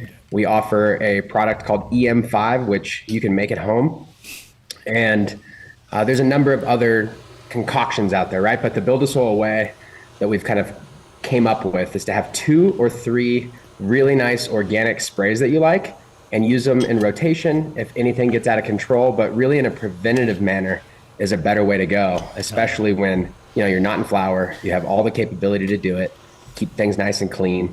The other thing is at home too, outside, if you can have a lot more diversity, I think it'll help keep some beneficials like around other parts of your garden instead of just having, a mess with a couple plants. Makes a big difference having that diversity.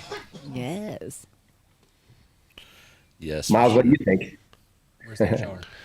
Bro, I love what you're saying. In terms of like cycling and then having your favorites on hand. What's going on? I would definitely shout out to AJ Growing Organics product, the wedding agent product. It's a like agricultural Castile soap type of product, surfactant, suffocant, like wedding agent, and same as so many of the Build a Soil things. You can make it yourself if you can buy it, learn how it works, figure that out, and then if you decide that's what you want to move forward with, there's a DIY route, just like with the EM5. Yeah. And I've made that EM5 before, and it's amazing. It's like super killy, like extraction. Jamie, do you have anything with like mustard seed oil or mustard seeds? Sorry, just like loose the seeds themselves, or like cinnamon like that? So it's funny you mentioned that. We do have a product. It's a specific type of mustard seed meal. And we first got it in a blend, and we found that some of the enzyme released compounds, glucosinolates that are inside the mustard seed, they're what's responsible for the spiciness, the wasabi-ness in there, so to speak. Ooh. And so if an animal were to eat that seed, it gets the spiciness when the moisture hits. That's what releases the enzyme. So we found a species in particular that is a little more, it's not as water soluble, so it's not as hard on the grower when they use it, but you can amend the soil with it.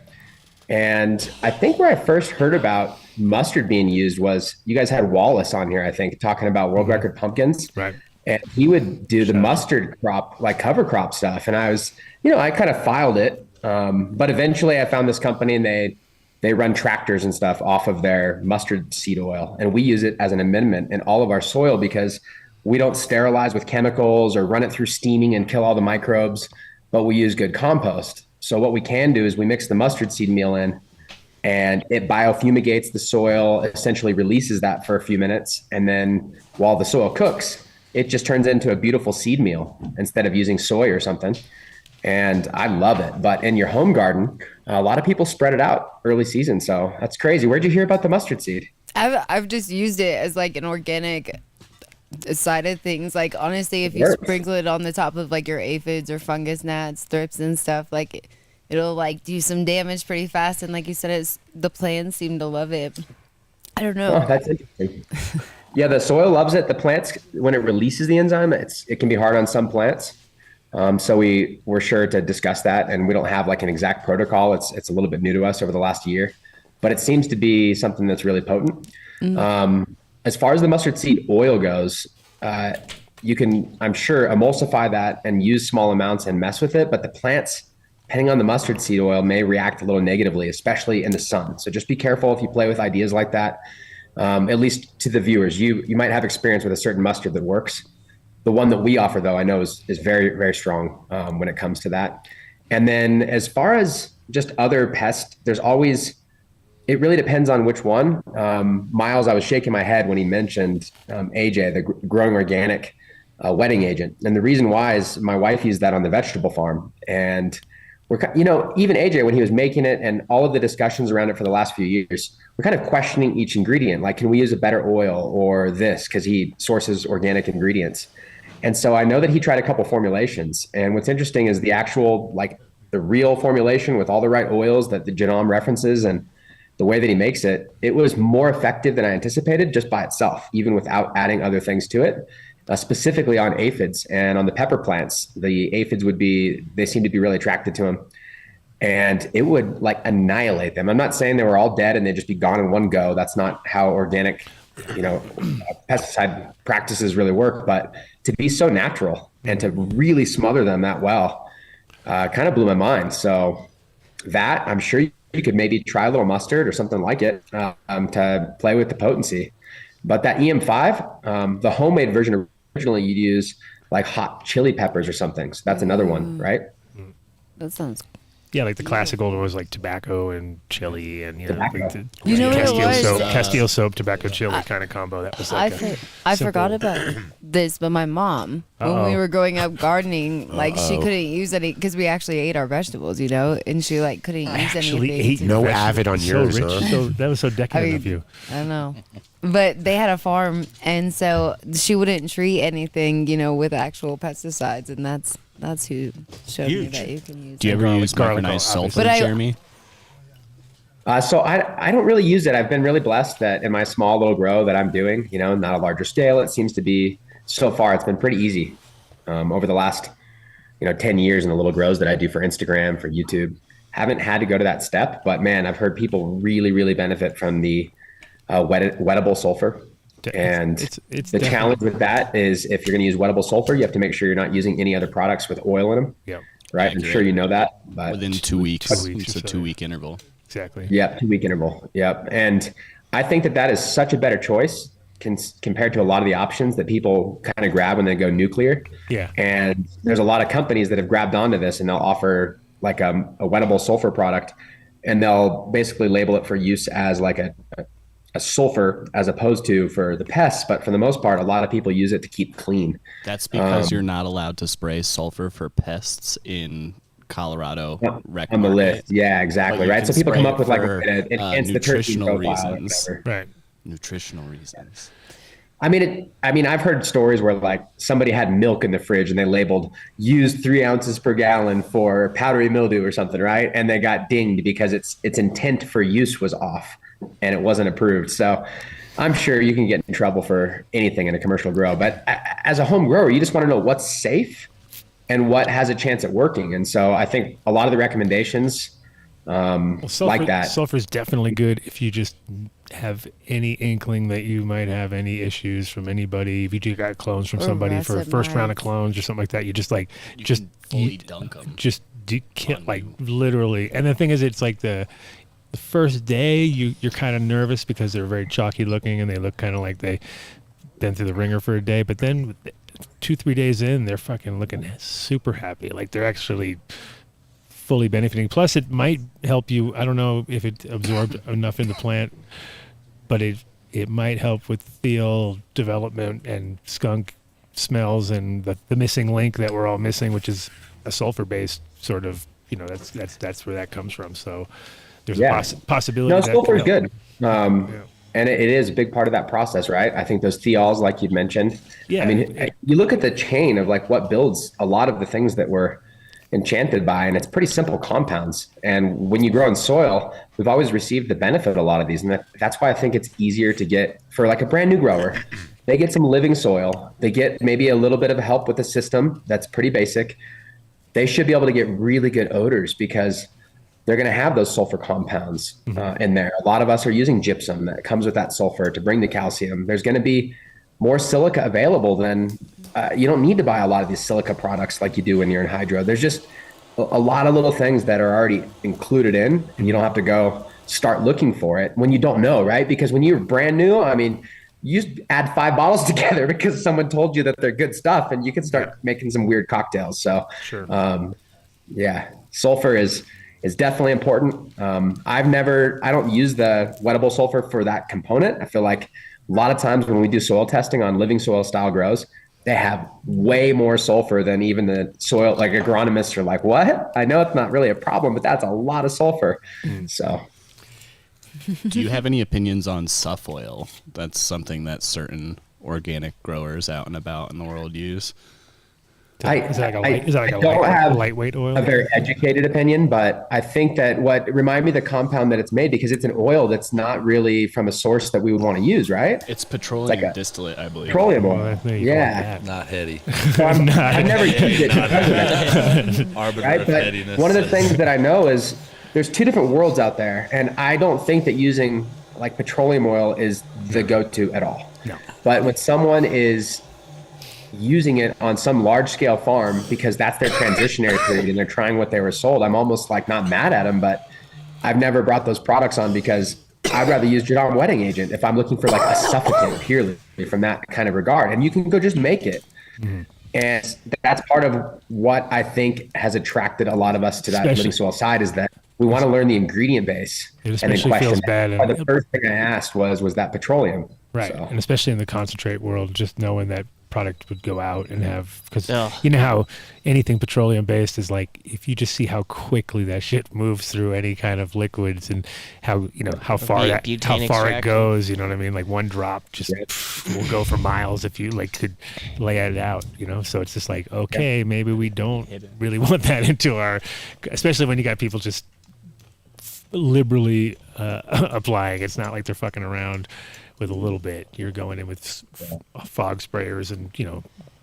Yeah, as a concentrate maker, I'm always weary of oil-based products and stuff like that.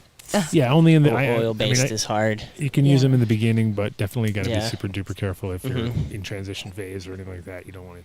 I got to see Jeremy, have you ever heard of Yuba Tuba Glass? Like, he's just a glass blower out of Evergreen, but he was a client of mine once upon a time, and he loves your line. And like, it was the first time that I really got to use everything and like from just a different, I don't know, perspective, and seeing like his different mixtures and additives, and it's such a beautiful thing, like you said, like to give the grower something that they really have a lot of control over. It seems very involved, and it seems like the people that really are running your product like genuinely care about what they're producing, and they're putting the extra time and love into what they're doing. For sure. I concur. I think a lot of the success of the build-a-soil style products, like there's many different people that we carry their products because we've found them to be useful for many reasons. But all of those producers, the people that make those products, a lot of them are growers. And they're so passionate about what they do. They've come up with things that solve problems for them, and they have a reason for it. And it's so refreshing when compared to trying to say, how would I make money? How do I make a product that fits that with some really rad marketing? And there's been some crazy products that come out, and you see it every year, and you're like, who buys this, right? And then to have that authenticity and to see it come up all the way through, and then hear someone like you say, I saw someone who was really passionate about it. I feel like that's half the battle. Like the people that use our stuff, if they're going to be that passionate about it, they're probably going to grow some good plants almost no matter what line they use. Absolutely. And so then I'm like, well, thanks for making us look good because you care so much. Like, that's rad. I think it gives them like a different kind of involvement, I think, with their passion with a plant, you know, like it takes it to that next level. Kind of gives a lot of people they use the comparison to me, like they'll describe it as if they're a chef, or they'll mention it like that, just because I think they almost feel like instead of buying Campbell's soup and then mixing 3 brands together and calling it a unique thing, I feel like they look at it as they're going and getting raw ingredients and they're preparing something that they really care about. And I think the other part of it is when you share herb like that, it's almost like presenting something that you did work that hard on, and you do want people to have that full like experience with their nose and with their mouth and everything. And so if you're into that, then this starts to like call you, and that people that grow in living soil, I think, really communicate with those types of vibes, right? Yeah, most definitely. Speaking of which, how's your market going? Your mini side market hustle. It's cool. I mean, we're in a small town out like side of town, and so we have a local. There's a pretty rad outfit called Farm Runners, and they come pick up produce from a lot of the small farms, and then they go run it to a lot of the heady restaurants, and it makes a whole connection thing happen. And so that's been pretty cool. I would say, you know, it's hard having all of the different wheels that are spinning all at once. And so my wife she just runs the farm, and it's been obviously challenging. She had hip surgery, but luckily it was winter. So it's always something interesting when there's farming going on, for sure. Definitely. Yeah, definitely shout out Farm Runners. They're like I live 50 miles from Build a Soil, and they're they live like a little health food store. And it's like the only thing like that for a minute, you know. Definitely, right? Keeping you going. And yeah, I can get Build a Soil when they're selling stuff to farmers. It's in my little town. Nice. So I love it. It's like it's effective for me. It works for me. I love it. Yep. Yeah, I think it's also like it's funny because you get like if you click on one thing, you're fucked, right? You're like, that's it. They got you. Because I clicked on one of those guys who's like, I've taught 300 people how to do microgreens. You know what I mean? And it's like some guy in the fucking ghetto, and he's taught all these people how to grow. And you're like, it's kind of funny to watch though, because you're like, they're just crushing it, doing their hustle, and these guys are like, I wouldn't say they're building a pyramid scheme out of it, but they're definitely trying to get, like, it's like one of those things where like you're gonna see like 20 dudes running around with fucking microgreens soon, trying to hustle these things. Of course on video it looks easy, but as we know, it's like when you're growing shit like clones or anything you think you got your hustle down, no one fucking is biting, right? And then all of a sudden you're throwing away and I can imagine microgreens from somebody's basement in the ghetto, it's like, oh my God, ghetto sprouts. But yeah, it's funny to watch because trap greens. I mean, it's good to see that people are starting to grow more. I think it's definitely buy that domain right now. Ghettosprouts.com. Being able to grow your own food is now trap greens. Very, very hot, right? And it's all of a sudden now it's the thing, and people are realizing that they may have to learn how to do this because all of a sudden they don't have what you want, and you're like, wait, what could we go have? Don't have them. You're like, what? So people are getting used to the idea, and I think it's nice to have a source like your place to be able to dabble in, because that's what I feel is the key. Is like cannabis is like the gateway to growing other things. You know what I mean? Because people will learn how to grow weed, maybe not the best, but then all of a sudden they're like, hey, I got all this extra equipment. What am I going to do with it all? You know what I mean? And I tell people they should always have at least a corner or two of something, because especially during the winter. This winter was very beneficial having, just tomatoes on call and things on call. Tomatoes. I love that. Yeah. Yeah. And lettuce too. Like one of the things that I think you don't have to replace the grocery store, but if you can have things that you actually will eat and are fairly easy to grow, like greens, you can have that year round in the sense that you're now getting vital food. It has energy, like from the minutes before you harvested it, as opposed to the transport time, everything else. And when we discuss soil biology and we get into how you're more of a steward, what that really equates to is there's organic matter in there, but it's not available to the food, but there's microbes that do it. Well, that's all enzyme based. And so if you think of your stomach the same way and being enzyme dependent and all this fresh food that's coming in that's rich and full of that, it's like, okay, maybe I don't have to grow 50 pounds of stuff to feel like I'm getting my money's worth. Maybe I just have to have a little bit with a meal or two a day that was like that fresh. And I think you can make a big difference in your own health. I mean, I really believe it. So. Yeah. I mean, like, I think the reason I was even clicking on the whole thing was because broccoli sprouts, I was like, I'm going to buy some because I was like, there's 15 times the nutritional value within them and their sprouts compared to when they're actually a broccoli, because it's just bigger version. It's like how mushrooms, the bigger they get, they still have the same amount of psilocybin in them, but they're just getting bigger. And so if you had, that's why the aborts are stronger, and you want the little tiny ones those are always stronger.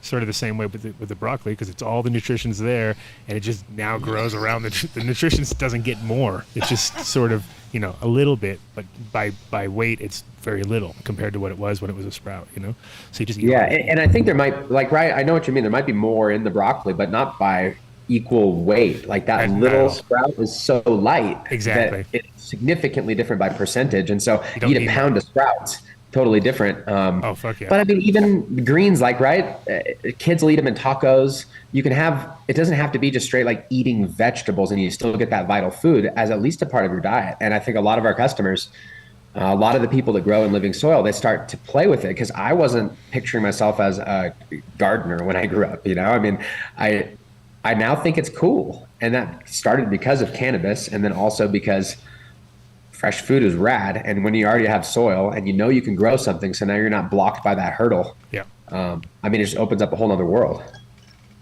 Yeah, for sure. And like you were saying, like when you pick something and then you eat it 10 minutes later, it's like mind-blowingly different than if you get it from and even a fresh at a shop, because it had to get from the farm to the shop and A to Z, A to B. It's just like buying weed at the dispensary compared to growing your own weed. Is exactly the same thing. It's like zero carbon. You're like, wow, they have different colors, and it's like, right? Well, you've seen the weed before it's ever been flopped over and squished left on a screen or in the bag or down. It's like just hanging on the thing. You take it off, you break it off. You're like, holy shit! It could never look like that in transport. It's impossible because it's at that moment. So it's the same with the food. It's like that.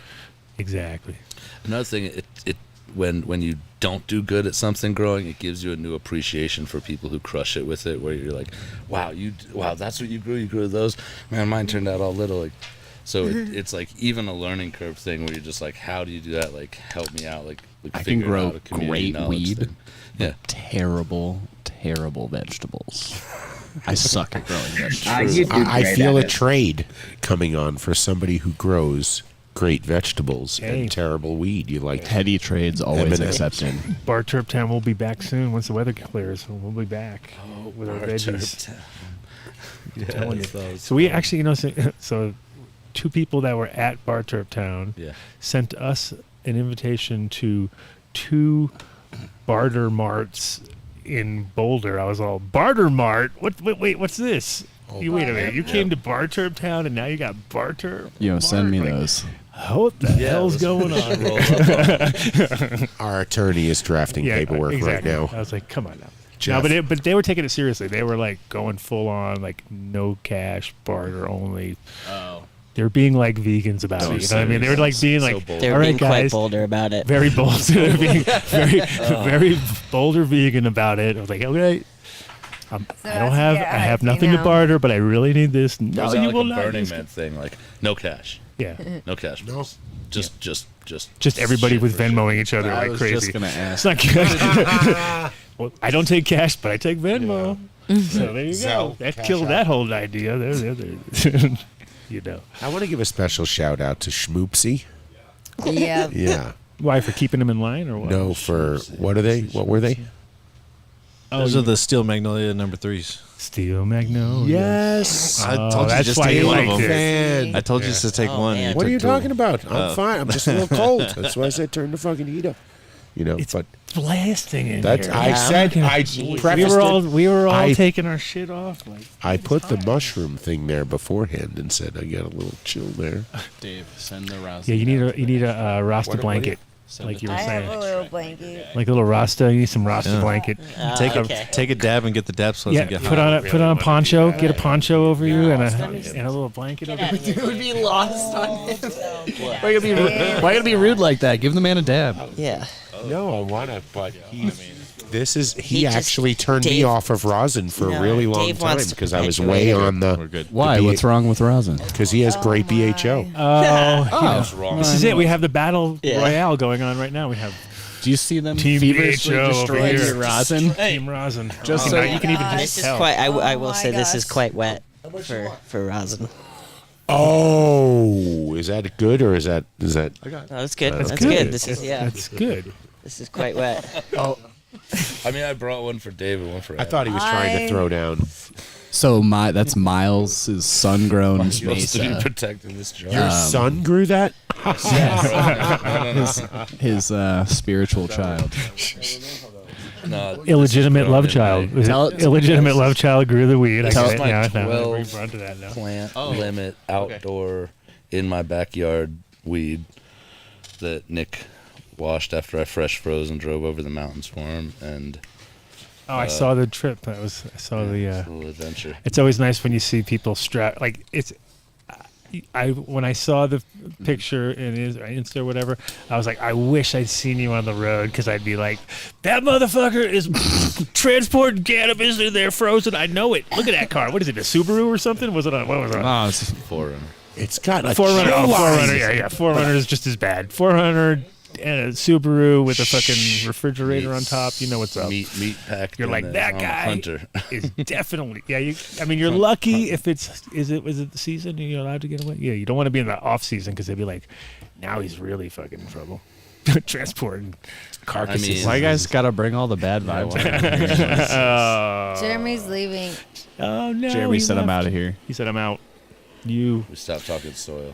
Oh yeah, we started doing dabs. He doesn't have the following. Sorry, Jeremy. Oh shit! Nope. But the mic's still on though. I'll save one for Gwen. Muted.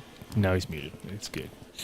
He's back. Oh, that was nice, Jeremy.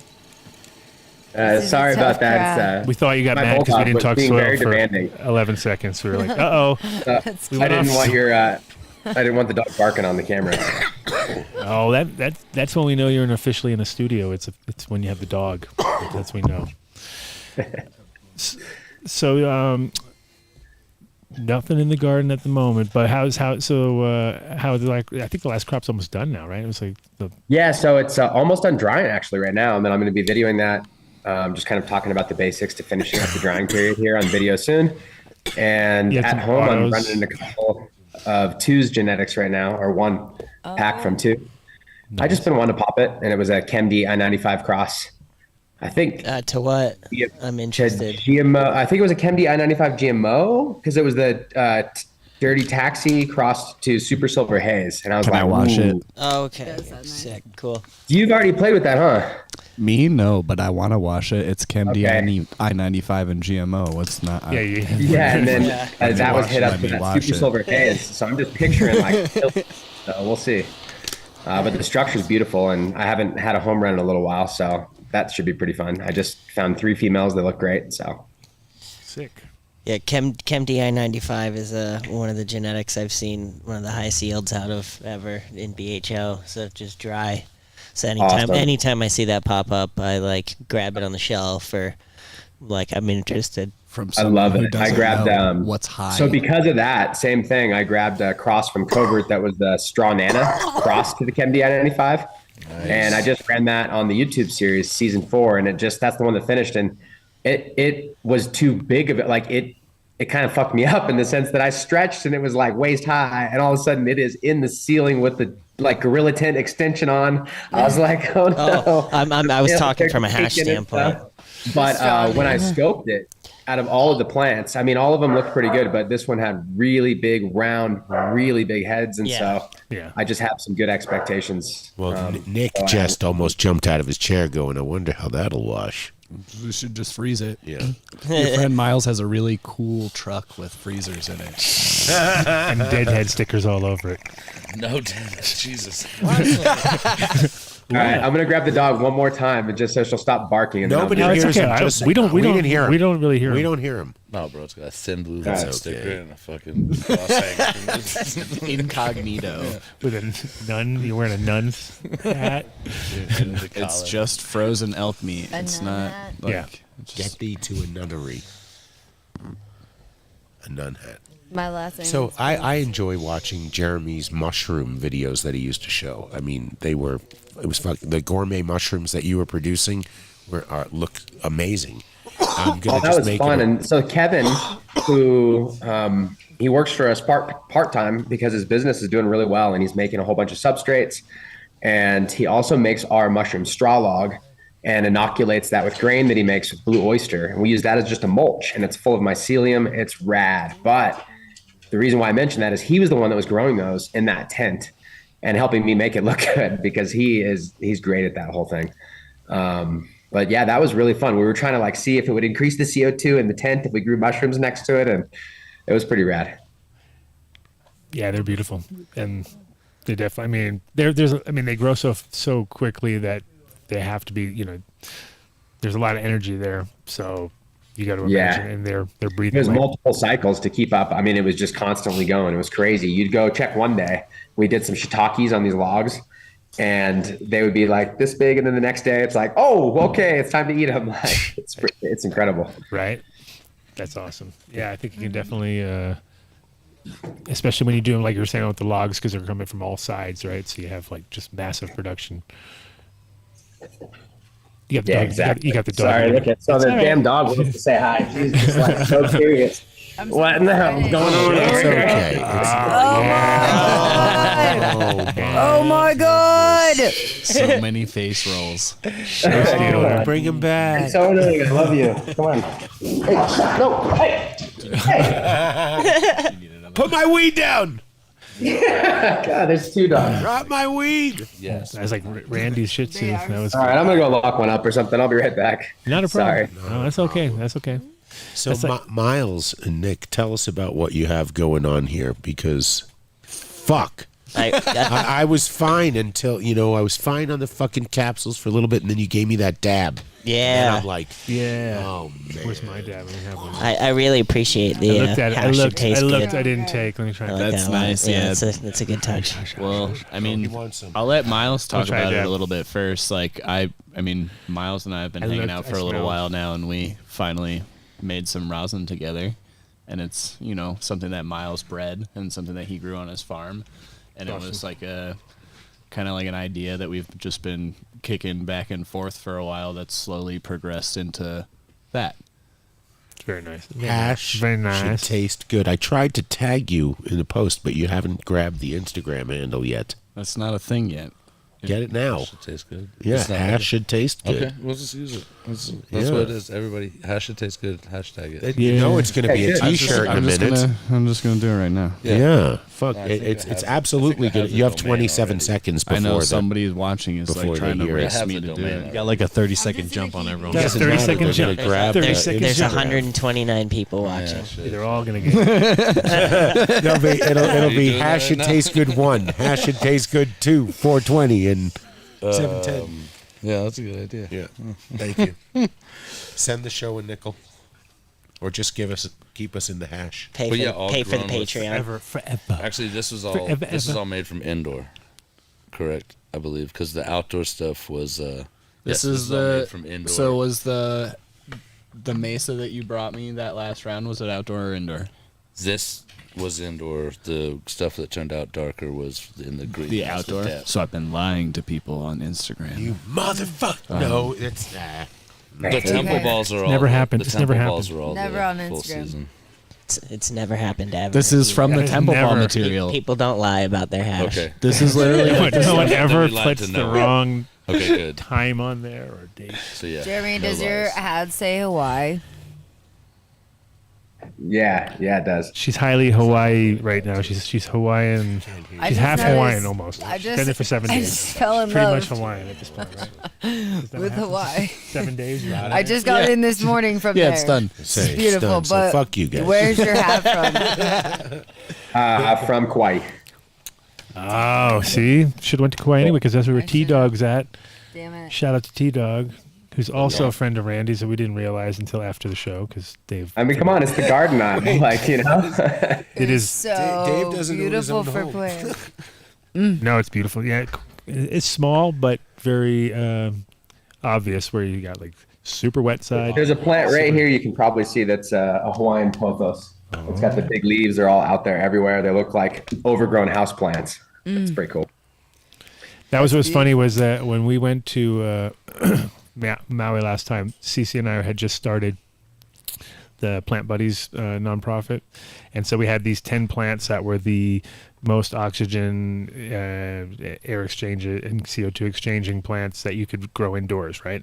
And then everywhere we went on the island, so we had just bought a bunch of them and we gave them out to the schools, and then when we got to the island it was like, holy fuck dude, look at that, there's like a 10-foot version of the ones we were doing. Everything was like the gargantuan or the just huge like areas of it like out our window, and everywhere we stayed was like more of them, you know. It was just like we went into the jungle, more of them, you know. It was like, so it was really cool because it was like the perfect got all the best photos, went back, upgraded the thing, and it was just like you could see, you know, it's hard when if you see like one little plant, you know, in a shop in a little 3-inch cup, you know, it's not quite as exciting or doesn't make quite the impact. But then when you see it for real, it's like, so it was cool because we had Nick with us too, so he got to see it all live and in person while it still exists, right?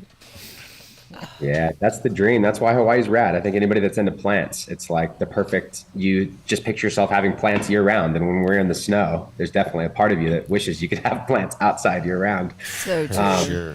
That's part of why we're doing another 10x10 series that has to do more with like tropical plants, house plants, because it's so nice to walk into something that's 75 degrees or 80 degrees and humid and see bright colors. And I don't know, it just connects to you, right? Right. It feels great. Definitely. I know it's always when you go to somebody's place and they got lemon trees and stuff, I'm always so jealous. I'm always like, fuck, it'd be so nice to have these just right there, because you always are down at the supermarket buying some more lemons, you know, you're like, fuck, these are $1.20 each, you know what I mean? And then you go to your friend's house, he's got like 10 trees and they're just like everywhere. Yeah. Man, and we used to have when I was growing up, we had a humongous avocado tree behind our house in LA. I mean, huge. It was like one of these, 100-year-old trees or something. It was just, and it would literally be like this deep of avocados at a certain point of the year where it'd just be like, guess we're not going out there. It's like too much because it was LA. Nobody really took care of it. You know, it was like either you overly took care of it or not, you know, but you couldn't keep up with them. There were so many of them. And then I'd be, as I remember as a kid going like, it's so weird to go to the supermarket. They're $1 each. We got, you know, and I was like, what? Should have fucking started selling them, right? It's like, obviously, but yeah, it was, now it'd be worth buying the house just for the fucking avocado tree. You'd be like, dude, I'll take the house. Fuck it, I don't care what it looks like.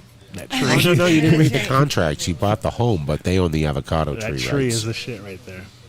No, but it's awesome when you can just pick something off and make Abundance. Yeah.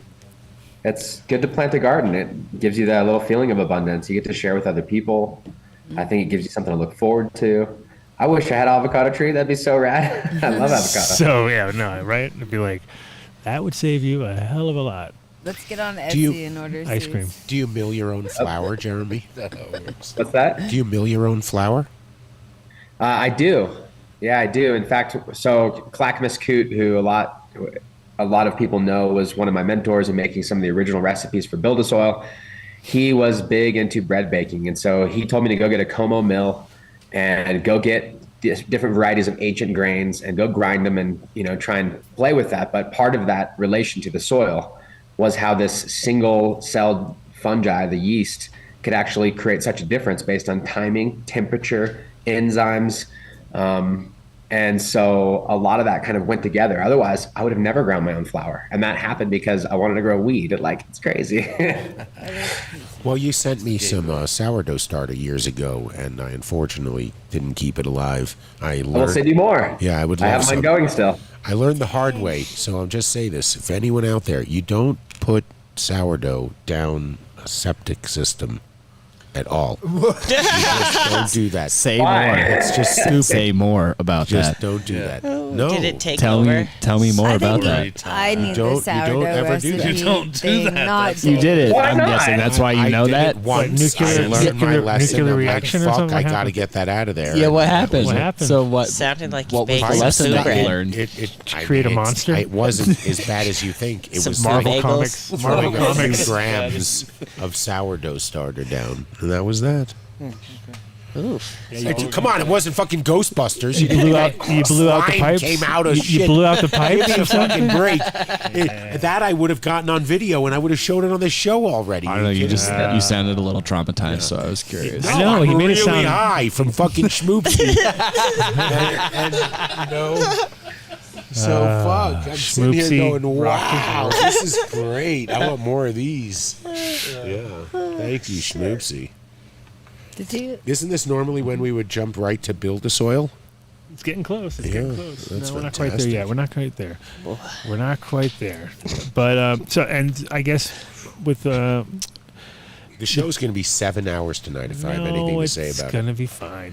With the changes in Colorado and stuff, I guess a lot of people have been buying kits, I assume, for growing mushrooms, and it's kind of turned into its own little section of the shop. Or how's that roll? Because I know you were already dabbling in it before it started. So A little bit. We have a few, between Kevin, who runs Man Purse Medicinals and then makes some of the products. And, Whoa. Back up. What's the name of that company? Man Purse Medicinals. It was like a running joke. I heard that right. And it kind of turned into something. And sounds then like Dave's he kind works of with thing Growing right Organic. there. Huh? And so we carry their products, and we've got like an inflatable monotub, and we've also got another like hard plastic monotub and a few things. But it's not been something that I've like shifted gears on. Really, I stay focused on what I think got us here and what is most important as far as my ability to teach. But I do love mushrooms, and I think they are important, and I want to encourage anyone to experience that and go through the process. But it's a smaller thing. I've not really taken it as a corner of the shop. We've got a few of the products that make sense to have there. And I think over the last, I'd say 3 or 4 years, I've really felt like people being more comfortable with it across the board. A lot of people, almost like when I started smoking weed, I was like, man, everybody smokes. And now I'm like, man, everybody microdoses. This is crazy. Yeah, I think it's been even more of a smooth entry than the cannabis. Because of the real effect that cannabis also has real effects, obviously, especially with children. That really is what really made it work, right? Because kids were coming here from other states. But with the mushrooms, it's more, obviously it's not kids, and it's more people who are having, like, there's so much PTSD, and there's so much mental issues right now, and they're not that intense. They're just enough that they need that little, like, nudge, you know what I mean? So it's, like, super effective because it's for all that middle ground. It's not really for, obviously, people that have super duper extreme problems, because they have extreme problems. Well, That's why when we first started talking about microdosing, there was like one site that wanted to charge money for telling you how to microdose. We were way early, and now, now Whoopi's talking about it, right, on The View or something. So, for sure. Fantastic. All for it. Yeah, and it's super effective. As we know, super effective. Not only microdosing, macrodosing, super effective also. For sure. But and what's so great too, I think personally, like it doesn't. I'm sure others can relate. It doesn't call to you the same way other things do, where you're like, oh, I got a macrodose every day or something. Like, I'm sure people go through phases, right? But it's never been that way for me. It's been something real special. And then microdosing, even that, I think comes and goes into my life, but it makes a huge difference when necessary. And I think that everybody should have those tools in the cabinet, because what you're going to get sold by the doctor a lot of times through the television marketing of all these drugs is not necessary a lot of the times. And I think a lot of us know that. We see some of the commercials and you're like, man, I would really hope that they would work on, like if it was me and I'm in that position, I would hope that I would work on this, like the cause of a lot of the issues, and maybe look for more natural things. Well, but when they actually work that well, I mean, people, it's hard not to. Crazy part is that, like, we're so numb to the ideas, like, of, because like in other countries you can't have the commercials we have. I mean, like, whenever I would come back to the States, us in New Zealand, I'd put on TV and I'd be like, oh my god, dude, you couldn't do this in Holland, because everywhere else is like logically, like, you don't want to scare people and tell them a million things that could be wrong with them and then list a fucking 100 side effects. But they're so used to it because it's been like 20 years or whatever plus of them doing it, that now it's just like death, leukemia, you know what I mean? They list off shit that's so horrible, and then it's always worse than the thing that the person has. It's just for ibuprofen. And it's like, but it's even for something just simple and like something that's, I mean, it might be like a eczema or something. It's like eczema and you want to get leukemia? Like, I don't know if that's a good fair trade right there. That seems like a weird one, but and there's some drugs out there that have made a big difference in people's lives. I know that, but of course, similar to cannabis, there's like, do you have this specific weird thing, and we've made an exact product that only does that one thing, and we charge $1 million for it, and then it causes these other 10 problems, and then you need this other, like, it just seems so weird, where when I was growing up, it's like you asked the doctor if it was really that bad, and then hopefully they're educated. So I like that we can teach ourselves now, but man, the marketing of the drugs, I'm always laughing. Well, they open the door. They open the doors. Hear people think that cannabis is a problem or microdosing, like. Well, it's the money behind it too, right? Because they have the most. It's crazy too, because with all the money they have, they make the lamest commercials. You're like, dude, this is so lame. It's always like guys riding a horse, and you're just like, what does that have to do with this? You know what I mean? Or it's like the new school pusher, man. They gotta totally look. It's like their buddy owns the marketing company, and they're just like trading money between all of each other. It doesn't really. I saw one that had really good side effects, though. Good side effects, yeah. Let's hear. Bliss. Let's hear. May cause laughter, bliss, and warts, bleeding. But on a serious note, we will need your help for both of you, all of you guys on the other side of the mountain, because we had on Travis Fluck last week, and he pretty much. Was it last week or the week before? Yes, last week. Blew the lid off of the legislators' attempt to remove the home cultivation provision from Proposition 122. They already figured out, like, oh shit, fucked up. You're like, we got to change that. You know, like, so you knew it was going to happen. He's gathering loud voices and people who are respected in the mushroom community to loan their time to a project that is probably going to happen fast, because they're going to just do what, unfortunately, we said they were going to do. They're going to chop it. It's crazy. Yeah. On TV, you just turn on, there's like, beware of these rainbow fentanyl pills. It's like they're putting all this effort into like some home grows, fucking mushrooms. Like, it doesn't make any sense to me. Right. But it does make sense when you say it like that, right? They're going to chop it. They're going to try and control it. They're going to try and make money off of it. They're going to Well, they're trying to go for the model of the therapeutic model, the retreat model, or the therapeutic. Yeah, and it's sort of like what happened in Jamaica. Same thing. Like in Jamaica, they tried to do that. It just didn't. They were charging people like $8,000 to come down there and take mushrooms or something. You know what I mean? They're just like, what? It's like, it's crazy. And down here, they're talking like $3,000 to do a session. You're just like, no, for what? Like for 5 cents worth of mushrooms or something? You're gonna like. Come on, be serious. It's a quarter. Okay, maybe 25 cents worth of mushrooms is nothing much. You know what I mean? Like, so it's just having somebody. And then the thing is with with a guy or a girl who's gone through some sort of 122 hours of training or something, which is not much. Oh, the practice. And that means like you're sitting sessions, which are long, and who knows? It's like, But this is also familiar, like this is all the kind of thing that we've all like at this point, being from Canada's background. Of course, we've seen. It's like, we've played this game before. This tactic. Oh, you want to get rid of home grows? Like, we've been there. Like, this is a little tent that's built into the thing. I think one thing that's rad about, like, especially from a microdose perspective, you can pop off one quick little run. It doesn't take very long, and you could have like more than a year's supply. Where what was gnarly about cannabis is like you could always smoke almost more than you grew if you're trying to keep plant count real small and like stealthy. Yep. And so it's basically 24/7, 365. Plus you want it fresh. Where mushrooms, I mean, obviously you've got to get it right. You don't want to have a failure. But if you make it to the finish line, you're every bit as good of a grower as anybody else. Meaning they're going to be potent and they're going to work, and then they last. And dried. So at least you can do whatever the law says. Just don't discuss your day with people that should know. But besides that, I think it's bullshit, and I didn't hear that. So I'm going to have to look that up when we get out of here. That's really sad to hear. Yeah, Travis, hot off the presses. Yeah, he came across the information and the way he does. Somebody sent him something. And it doesn't surprise me, right? Because we saw that Governor Polis commercial right before the vote that said, and don't worry, we're not going to let anybody take it home. And you're like, this guy. Fuck. This fucking guy. So. Yeah, no, it's definitely. Gotcha.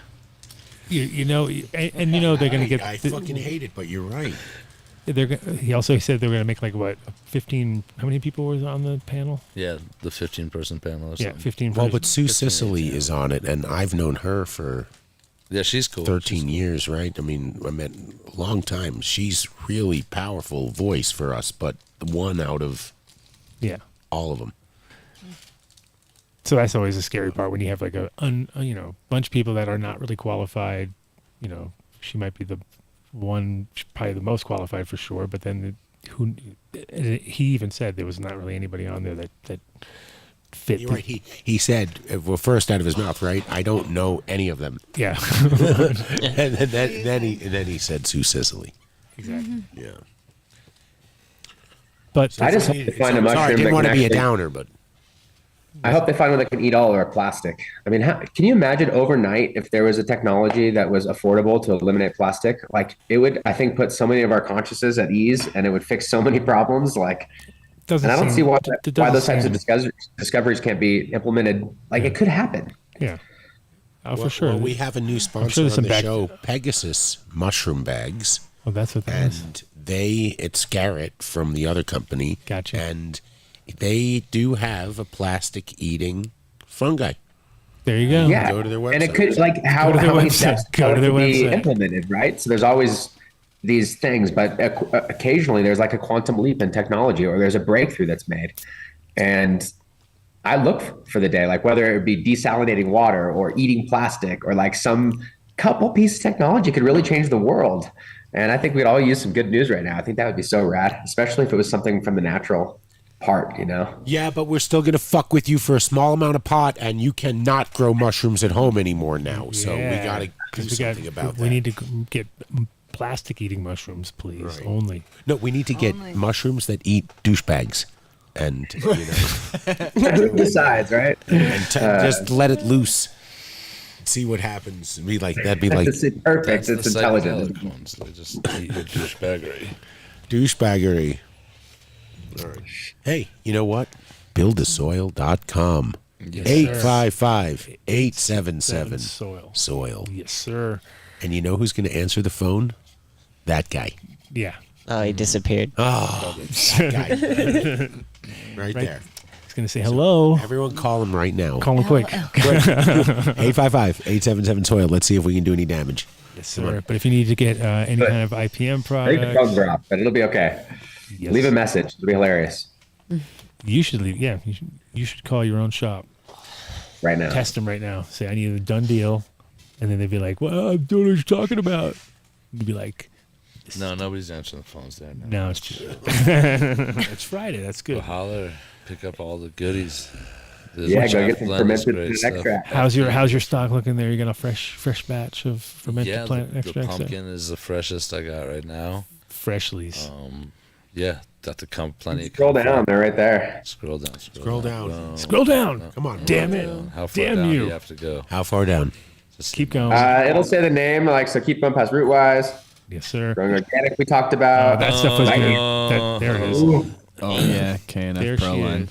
Love. Yep. And so I was thinking today, Miles, we got to go change it because when we did the original labels, it said build a soil. I want to change it to fermented plant extracts, liquid comfrey extract. But then there's a lot of words, so.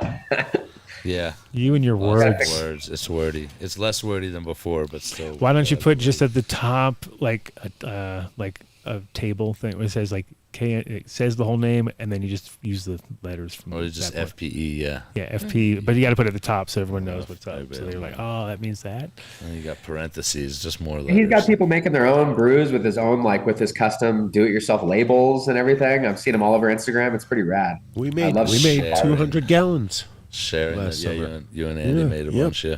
Yes, sir. Just same open source kind of idea that Build a Soil's always had about selling the concept of doing it yourself, of not just selling the ingredients and the parts, but also teaching people how to incorporate them into their own methods. Yep. And if you don't want to do that, even if you learn all that, here's everything all ready to go, and that's available too. Well, especially if it's like you're trying to work with the beneficials that are right there in the material that you're working with. You've already skipped a couple steps in a sense as far as having to adjust. Because sometimes you bring in from the outside and maybe half the shit doesn't even make it right out of the gate because it's just not the right conditions. But if it's local, it probably has a leg up. You know what I mean? It's kind of gives you that. And it's fun to make your own, but I don't make my own pickles as often as I buy some when I'm at the grocery store. If I might be out of season. Mm-hmm.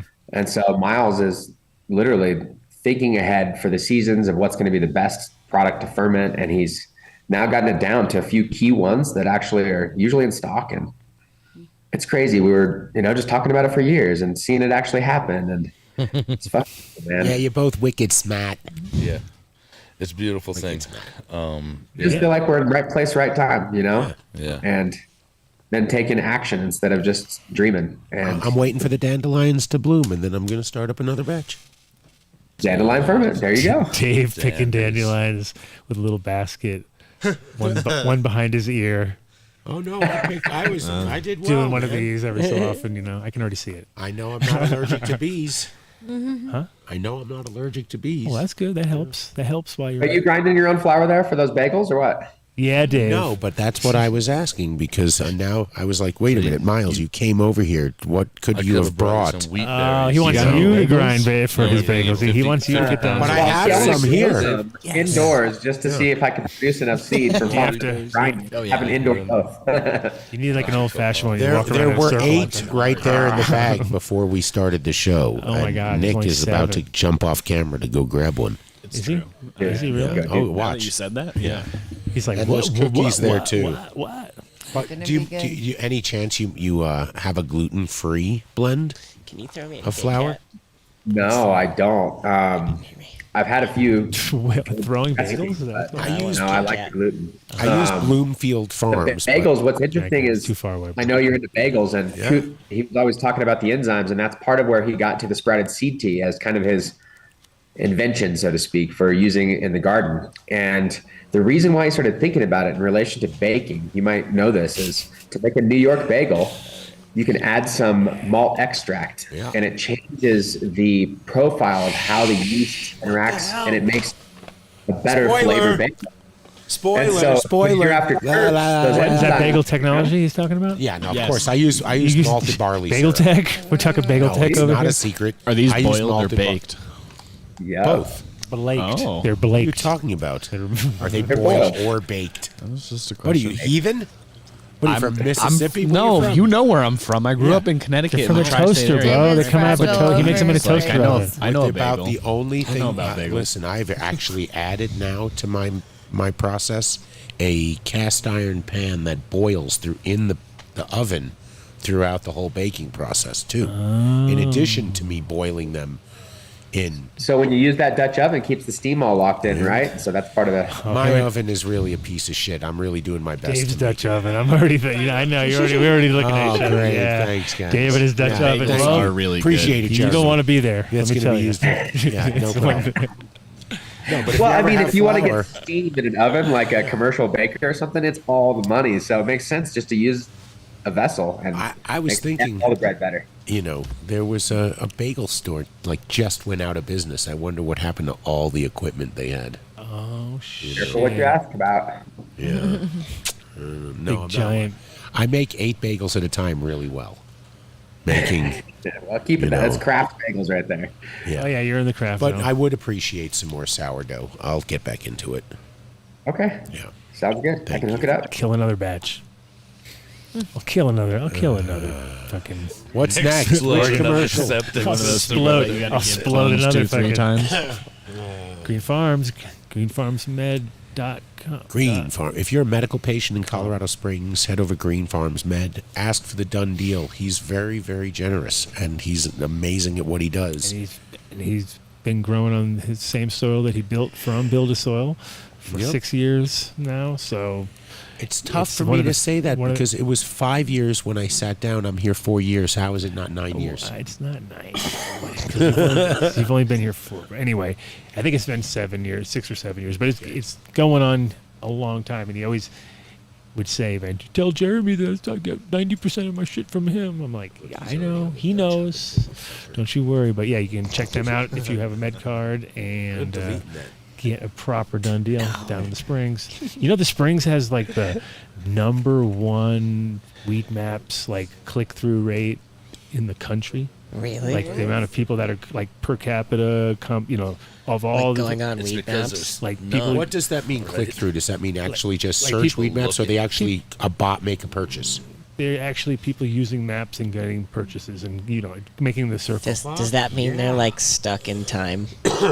In a weird way, yes. And it's so lame. I can't remember the last time I thought about using weed maps, to be honest. Yeah, and it's probably just because they're so sick of going to places that are shut down. You know what I mean? Like, oh, dude, I went there and it was like, I looked it up and it said it was open, and you get there and it's like, dude. we Or don't it's even- like you don't have to wait in line to order, so you're in a different line to pick your shit up or something. Yeah, VIP. VIP. VIP, bro. Well, they'll treat you like a VIP at Green Farms They Med. will. And if you're searching on Weed Maps, search Green Farms Med. Yes, sir. Oh my goodness. The bucket. Look how high tech that is for the top of a fucking 5-gallon bucket. Looks And with like a a drill, watch or drill something. What's operated, today's drill date? operated. Oh, good. You got an old drill lying around. You got a bucket lying around. Drill operated. Now you got a fucking Wait, just to trimmer. go back to Green Farms Med for a Drop it second, in there. I have a meeting What? with Dr. Power, who bought Holos Health, about having a med card Yes, deal. sir. So Good, we will. good Sorry for, about good that. for you, Mr. Interruptus Maximus. Yeah, back to Green Bros. Back to Green Bros, our buddies. Took me a second to get to it. Oh my God! Anyway, yes, that's Get harvest the bucket. harvest is bucket. $350, I believe, at the end after with a discount and stuff. But it's pretty dope. It's well 20% made. off. It's super well made. When you look at it, you're like, oh shit, this is. 10% off. And you get 10% off when you use Dunn deal. Apothecary Farms. If you're into concentrates, go to Yes. Colorado's concentrate focus dispensary. Yeah, no concentrates made it past Dave today. Yeah, no, haven't seen I didn't smoke 'em, any haven't of seen a single concentrate. Either direction stuff just stops Just at Dave. stops. You're It's like like a- me it's using like- the same joke every fucking week. But it's not a joke. It's It true. is. JLo. yeah. Stopped at JLo. I would if it was a joke, it would be not true. But Yeah, I haven't seen any of the no, apothecary. no, So- haven't seen it. We got all kinds of. Hang up, Brent. If you're in Colorado, This guy, Oklahoma, you we think this got guy knows hash or something? Colorado Springs, Denver, Pueblo, Oklahoma City, Tulsa, Durant. Is it Durant. Durant. And speaking Okay. of Colorado Springs, just there, the new one, Guard of the Gods. Oh, Yep. fuck yeah. So go check them out. We've been getting some diamonds and sauce from them, which they call ambrosia. And they have lots of deals. So sign up for the deals. Get the app. It's worth it because I mean I walk out with like a $5 gram of rosin every month because of it. So it's a definitely good deal. Get the app and hit them up. Apothecary Farms. Oh, look at you all high tech in your apps and shit. Yeah, I'm an app. Speaking of high tech, Dave. Go to dabx.com, enter Done Deal at checkout. You get 20% off. Okay, and they just had some little technological updates and whatnot. I saw. I didn't know what it was, but I saw they posted it earlier today. I just was baking bagels, didn't pay attention. But that's the beauty of it. Upgradable and super, like, utilitarian. Dude. Your vapor doesn't go through the same path as your reclaim. Yeah. Yeah, makes smoking at your butthole. Great technology. Oh my god. You don't want to do that. Don't smoke out Yeah, your you don't want to butthole. do that. The Don't Abex smoke is out not your like butthole. that. No, Yes. definitely not. You guys are Two separate paths. And then there's Smoke out your also mouth. the That's very zen. the rocket that Adam's been smoking on turns any dab I'm gonna rig, think about that. any rig into a dab rig. I'm just using theirs right now, but yeah, you can just pop that top off. 20% off. 20% off with the Done Deal. Okay. Oh, speaking of done deals. Ozocoffee.com. It's not Done Deal, it's Done Deal 23. Done Deal 23. Done Deal 23. everybody Get a up. subscription. They Yeah. ship to 23. where you live Well- on the other side of the mountain as you chew that bagel. How was it? It'd be better with Ozo coffee. I If you had recently Ozo started coffee drinking right now, their you'd be decaf. like, Need this is the coffee. best. What happened now? Wait. What I happened? would be Did you just pleased. drink decaf? Yeah. Get ready. Mark tried that for a little bit too. What happened? What? I don't drink coffee. Oh, well, I'm like super sensitive to caffeine. Look Yeah, no, I mean, Well, then they ship You don't want to see him. You don't want to see him when he's on caffeine. He's like Cornholio. loses He turns into like Cornholio. Cornholio. I can see it already. Oh, there is a new Beavis I and just Butthead. get I had more energy when I wasn't on caffeine, but it wasn't as delicious every morning. Huh? Yeah. I said I had more energy when I wasn't on coffee, but it wasn't as delicious every morning. So, yeah. Ozocoffee.com. Really Done good. Deal 23. I bought some Ozo coffee because of you, Adam. I heard you say that they're a sponsor, and I saw it at the store for the first time. Oh, so I nice. grabbed Sweet. At, Yeah. King Super, bottom shelf. yeah, and it was like a cabin one or something, and I ran it through, and it was pretty good. Good. Well, now buy some online and use the That's code because if you don't nice. use the code, we don't They don't we care. know. They don't You care know. about King Super. I'm just gonna saying, tell him. still- I'm telling him right now. I'm gonna send him One of those. We sold Hey, a I pound. sold a pound. Hey, I that got it guy at recorded. King Super got a thing. I'm going gonna to clip it and send it to him. So head over to can I get 14er credited? Boulder. It's on Like, tape. dude, They're- they didn't know at the checkout though. I got the done deal. So Oh, you got to try. Yeah. You got to always try. Just Their go buy an website ounce likes- of DJC at 14er Boulder. So Place your good. pre-order, Just and look we're for going to that have a little face. Done Deal code set up in a couple of weeks. Oh, So you'll be able to so enter it stand as in a line for a couple pre-order. weeks and wait. Take a look at that rosin Wait, dong right wait there. until we Happy tell you. Turf Day. Don't go in the door until we tell you. Go now. No, wait outside and just They have stand Star there. Dog. Stand there and say, "I'm coming in when you give me the Reserve. done deal," and they'll be like, "What the fuck you talking about?" You'll be like, "You'll find out, bro. You're gonna find Is out." that where all the You have the hash rosin is? right in front of you. What is it? Chem de la Chem. Chem de la Chem. Which is DI-95. Oh, you got Chem de la Chem too? That looks nice. Oh, look at that. that cover too. Oh, There to compare. Oh, a little what? Rosinoff. Compare 'em? Oh, Oh, yeah. That's Rosinoff. Let's do it. I, It's a Rosinoff. it's a Rosinoff. 14er Boulder. 14erboulder.com. This is pretty. Let's see it. Let's It's see it. decent. Oh, It's man. a little Let's see it. dry. Let's see it. It's a little And- dry. Is yours Man. sappy, soupy, sappy? I'm gonna need a stash logix just to put all this stash that I got Stash today. Logics with an X.com. Enter Done Deal at checkout. If you had one. Oh yeah, that's right. Oh, two, are you out there? Because your CBD just changed my dog's life. So thank you. So go to Better knows. Build a soil. hempen.co. Oh shit!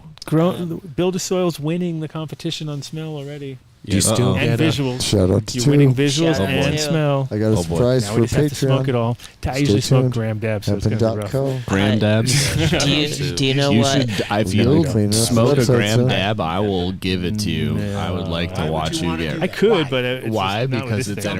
entertaining. Not with this rig. This rig. Hey, people say things like we'll that. get back to this discussion here in a second. Let's talk about Hempin.com. hempin.co. Enter Vinny Barbarino. Is it I don't know. Vindicator? No, enter Done Deal at He'll know who you are. checkout. 2 if for you 1. Type in your chat. Yeah, or if you, just type If in you, the go, chat. if you guys go to Hempin, I'm sure if they have it, we carried it. Build a soil through them is the tiger's blood. It's Yeah. what my wife uses for her hip, and it's what I use if I have an injury. It's like one of my favorite topical products I've ever purchased. Yeah. I get it. Shout out. We love that. We love that. Yeah, it's definitely. And That's if you a good one. accidentally mistake it for not a topical, it doesn't kill you. And don't, make sure you wash your hands before you go to the bathroom, boys. Yeah, Not wash your personal hands. experience. Don't touch your- Wash your hands. We've had someone try dabbing topical at our machine shop one time. And what's wrong? I What's can't wrong with remember them? that sort of. What's their deal? Vinny's had Delta O, They tried, right? It was like aloe and hash, and they thought it was hash on the table. Oh no. Yeah. You did that on Hempin.co. I purpose. think I dabbed a CO. piece of chicken one time by mistake. I thought it was a piece of dab. How was that? How was that for you? Tastes like chicken. I was like, Crispy. I was like, that's. Speaking I of didn't chicken- actually do the dab, but I kind of smelled it. Fishheadfarms.com or at fishshit on Instagram. 25% off your order when you enter Done Deal at checkout. This product works on anything you're growing in the ground or in soil in your home. Cannabis, vegetables, they love it. I love it. Yeah. Some good shit. Good shit. Good shit, man. Fishheadfarms.com. Well, that sounds like a hot There item. you go, Adam. Yo, Culture Biologics. They just had a big blowout sale, like 50% off, or some up to 50%. Well, not on every product, but a bunch of products 50% off, and getting all new freshies in. But they have carbon-based newt line, super easy to use, and beautiful. We just did just pulled a crop down. All these are grown with culture right here. Pass the cup down to. Pass a cup. Pass the cup down to the boys down there. Pass the cup. That Sage and Sour is quite That's nice. like winning the Stanley Cup. That's what it says, right? Yeah, those are. But you get some nice. You can tell right away. Like the thing I love about it is everything smells like it's supposed to smell. It's not like, oh, that's fucking House and Garden, or like you're like, oh, I hate that stuff. It's character plus the house That smell. is the worst. Or Mills. Oh, let me tell you. No, so check it out. Also passes all tests, What which is are important. they, Adam? That one is the slider. That's a slider. Slider. Yeah. So slider, Trinity, and Sage and Sour. Smells like Sage- salt. It's not a curveball. Sage It's and a Sour is slider. the purple one. Okay. Which one? Nothing. What did you say? I made an Adam Dunn joke. Baseball though. Oh. Did you? Yeah. Line drive It's to like- right center field. I said my. it's not a curveball. It's a slider. There you go. But yeah, check them out, culturebiologics.com. Pretty sure they're different. Oh, shit. Mr. Verde The man Natural. himself. .com. You have to place a pre-order and you will get 20% off. Don't walk in there while you're standing in line and going to share the discount with everybody. Just go online and do it, and just go pick your pre-order up. It works at Verde Natural or at the Hash House in Boulder. Pretty sure the Hash House has a separate website that you should I will probably have work up on there. that next time. Next Thank week. you. But there you go. FungiFarms.com. He has just finished going at Champs, and in fact, he had a great time. So go to FungiFarms.com. You can pick up bags, cultures. Great company, made right here in Colorado. FungiFarms.com. You saw Jason had a little get-together last night. I did not see that. It was Jerome Baker After Dark at the shop. Oh. You know, could have got crazy. Got crazy. Could have got crazy. I don't know. We weren't there. I want updates. Turpwipes.com / Luckily, they have Dunn turp wipes. Hopefully, they can wipe everything Oh, up. All God. the, They need more than turp wipes. they need towel wipes. you know No what I mean? discount code here. Turpwipes.com / done deal. Yeah. What?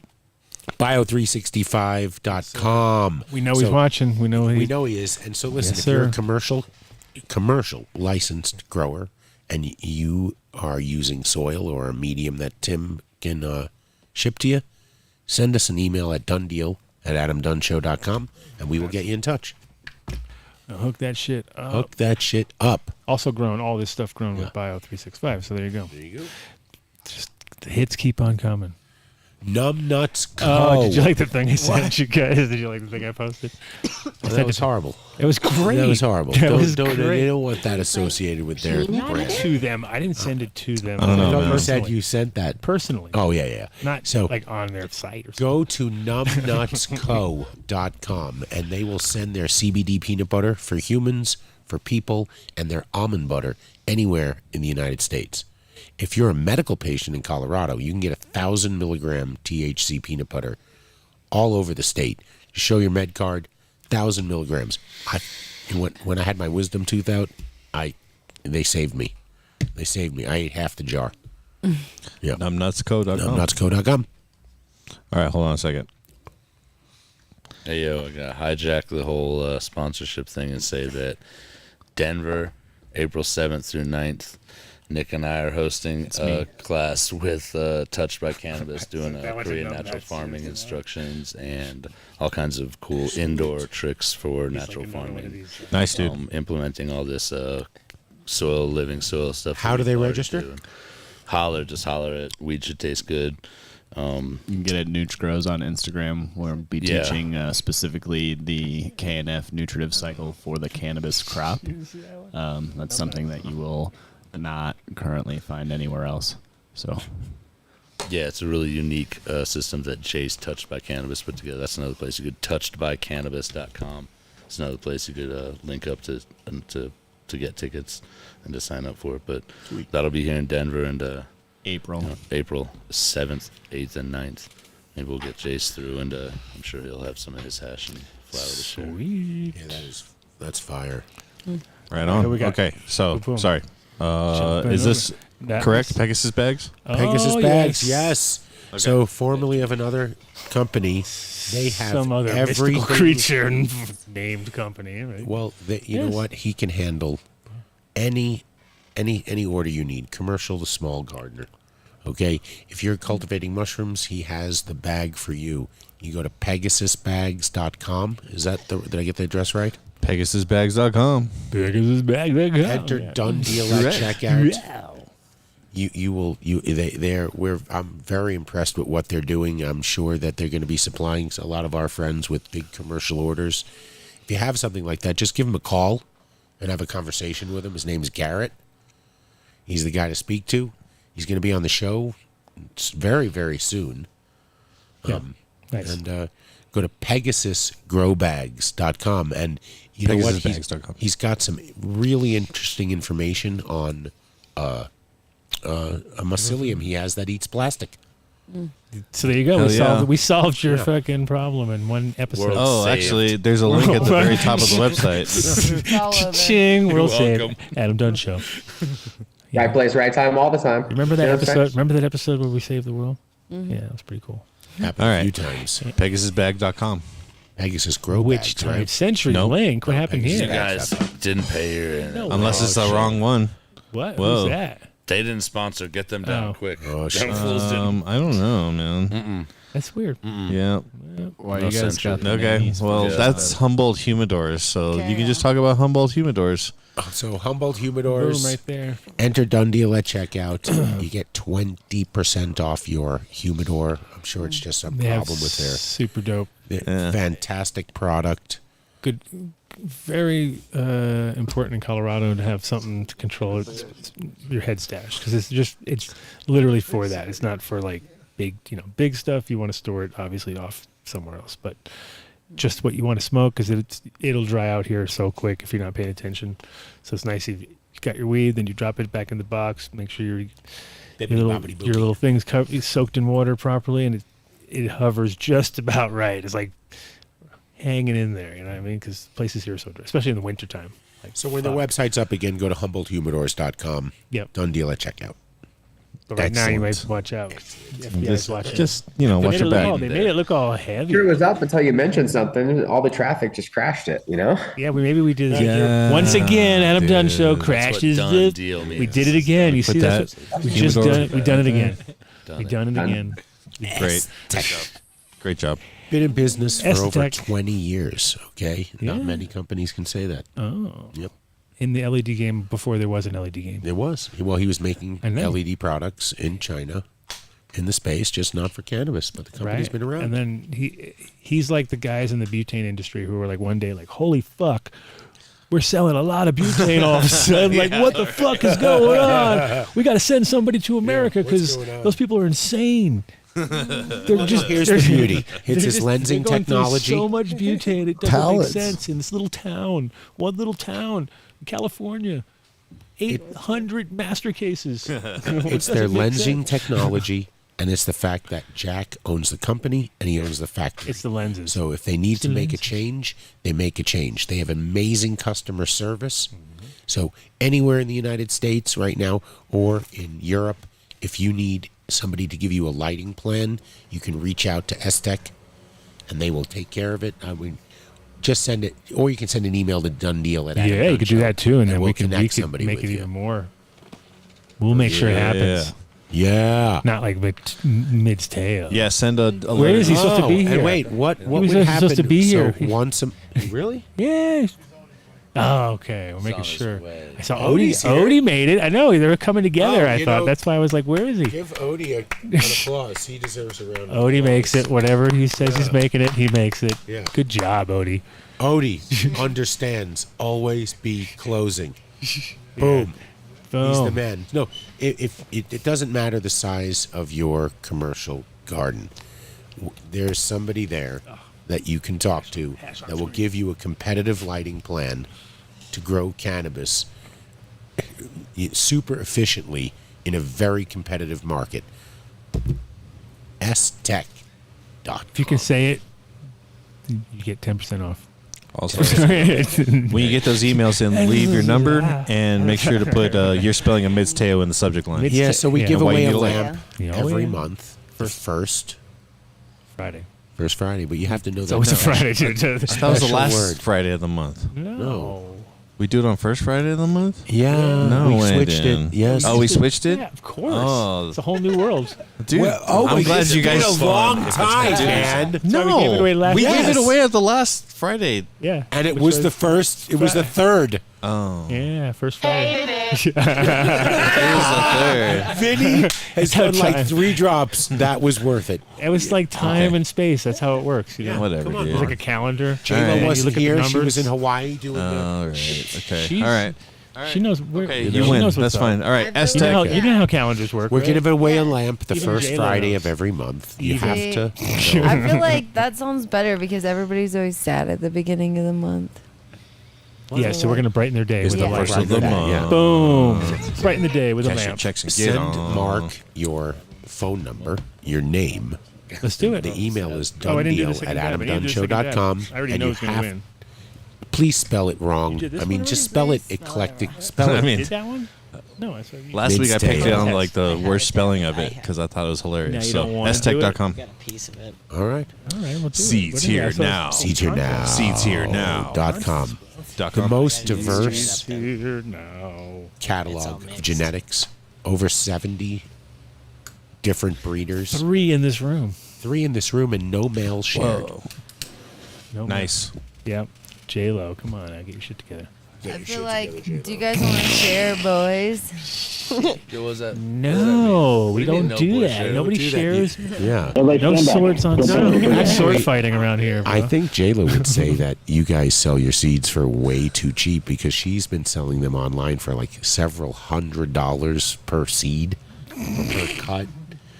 I saw What, that. for You had clones the or for seeds or what's the deal? whole. Tell Lay down game. All right. So Whoa. let's finish. Yeah, let's finish Seeds Here now and then we'll talk about it. Can't do that. You can't just come and step on. I'm sorry. Yeah, he just Only available on. he picked the wrong time to have an interview. You know, we're doing a little spot for Seeds Here now. SeedsHereNow.com. All And Patreon. also, don't forget about SHNauctions.com. James Bean's Vault, powered by Seeds Here Now. Rare and hard to find sleeper packs. New auctions every Thursday or Tuesday. And they end on Wednesdays. There we go. Boom. Boom. Boom. And one more. Look at this, guys. Oh my goodness! You can get. Look at that. You can get a T-shirt at the Adam Dunn Show. I was thinking about it too. We should need to change it to the Adam Dunn Shop. Right? The Adam Dunn Shop. There it is. One letter again. It only takes a letter. You got to make some baseball jerseys. Adam Dunn. No, it'll be this. It'll be the Adam Dunn Show Shop. Look at that guy. Check that guy out. No, That where guy is the kid? Show me the kid. Show me the kid. There's a kid right there. Look at that. The kid. Is that the kid or not? No. I mean, it's the same guy, but look at the. It kind of looks like the kid if you do like this. It's his magnum pose. Right there. That's it. The kid right there. Look. Yeah, right there. Yeah. Right? Little kid. Yeah. Yeah, big time the kid. Anyways. That's big time the kid right there. Yeah, so. I didn't want to sound stupid and say it, but I was thinking it. There's JLo. Dude, that's the Oh, best. JLo. Just kidding. That's Model. fucked up. How's that fucked up? All right.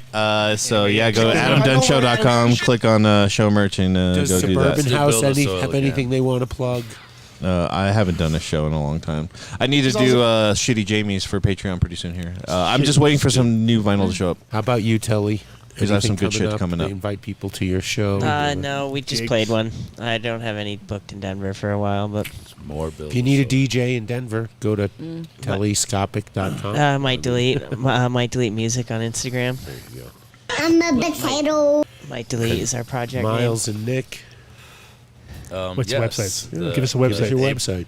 weedshouldtastegood.com, fermentedplantextracts.com. I'll shout out buildasoil.com one more time. Those guys. That's the spot. And now hash should taste good on Instagram. Hashshouldtastegood.com. Yeah, at hash should taste good. Weed should taste good. Portal Provisions on Instagram is where you can find me. Yeah, shout out Portal Provisions. And once again, April 7th through 9th, we're doing the KNF class, and we're stoked to put the cherries on top of all these living soil techniques that go great. Touchedbycannabis.com. Yeah, Touched by Cannabis is teaching the class, and yeah, it's a great cherries on top for the whole build a soil system and for these living soil techniques. It's a good real refinement, especially for if you hash. want to get 7.11% on the wash on your Chem de la Chem that you grew in build a soils, you should come to our class. Just saying. Not tooting my own horn or anything. It's just what happened. It's not. It's just how it happens. That's awesome though. 7% is crazy. Cray. What about you, JLo? It's like 3 times. Treat Consulting. Oh, thanks, Dave. Come on, Treat Consulting. Go buy something from her. They're your money. great, but they're expensive. And she just had a trip to Hawaii. She needs more money. Yeah, exactly. If you guys follow the show. Yeah, Treat Show. The Treat Show. There's a playlist on our channel. Doing it on thousands of Tuesdays. views already, though. Oh, because I you know, guys, thousands of views. my posts only have like 5 views. Oh, come on now. It's wah, wah. So you guys gotta find my new show. You can go follow Eeyore at Treat Show. And Mitz never made Well, it, huh? Mitz I'm at Telescopic on Instagram. It's a failure. Find me there. Yeah. Find them Some there. BHO stuff every once in a while. See you guys in about 10, 15 minutes on Patreon. Yeah. Yeah. We'll be hanging on Patreon. Thank you. I know Jeremy has to have a bagel. Go back to, And a vegan to the cookie reality from of Dave. life. Can't hang Not with us on vegan. Patreon They're not probably. But vegan? No. we got Fuck, he's vegan. we have his buddy here hostage. We'll hold it down. We'll hold it Yeah. down. So if you want to hang out with us, Jeremy. we'll be there. Yeah. Peace. Thanks, They man. say Thank you, one Jeremy. friend out Always, of every as always. group has the potential Let to be me a watch serial that killer. Chem DI 95 Thank you GMO guys. stream. Beautiful FCC. I want to watch This it. is really fun. Thanks for having me on. I appreciate it. Always. And we'll hopefully see you soon. Yeah. See you on this side, or I'll come see you hopefully at 1.2. Love it. Gonna happen, man. Probably should have put my hoodie. Yes, I wanna sir. watch it. Peace out, Yeah. guys. Peace. Take care.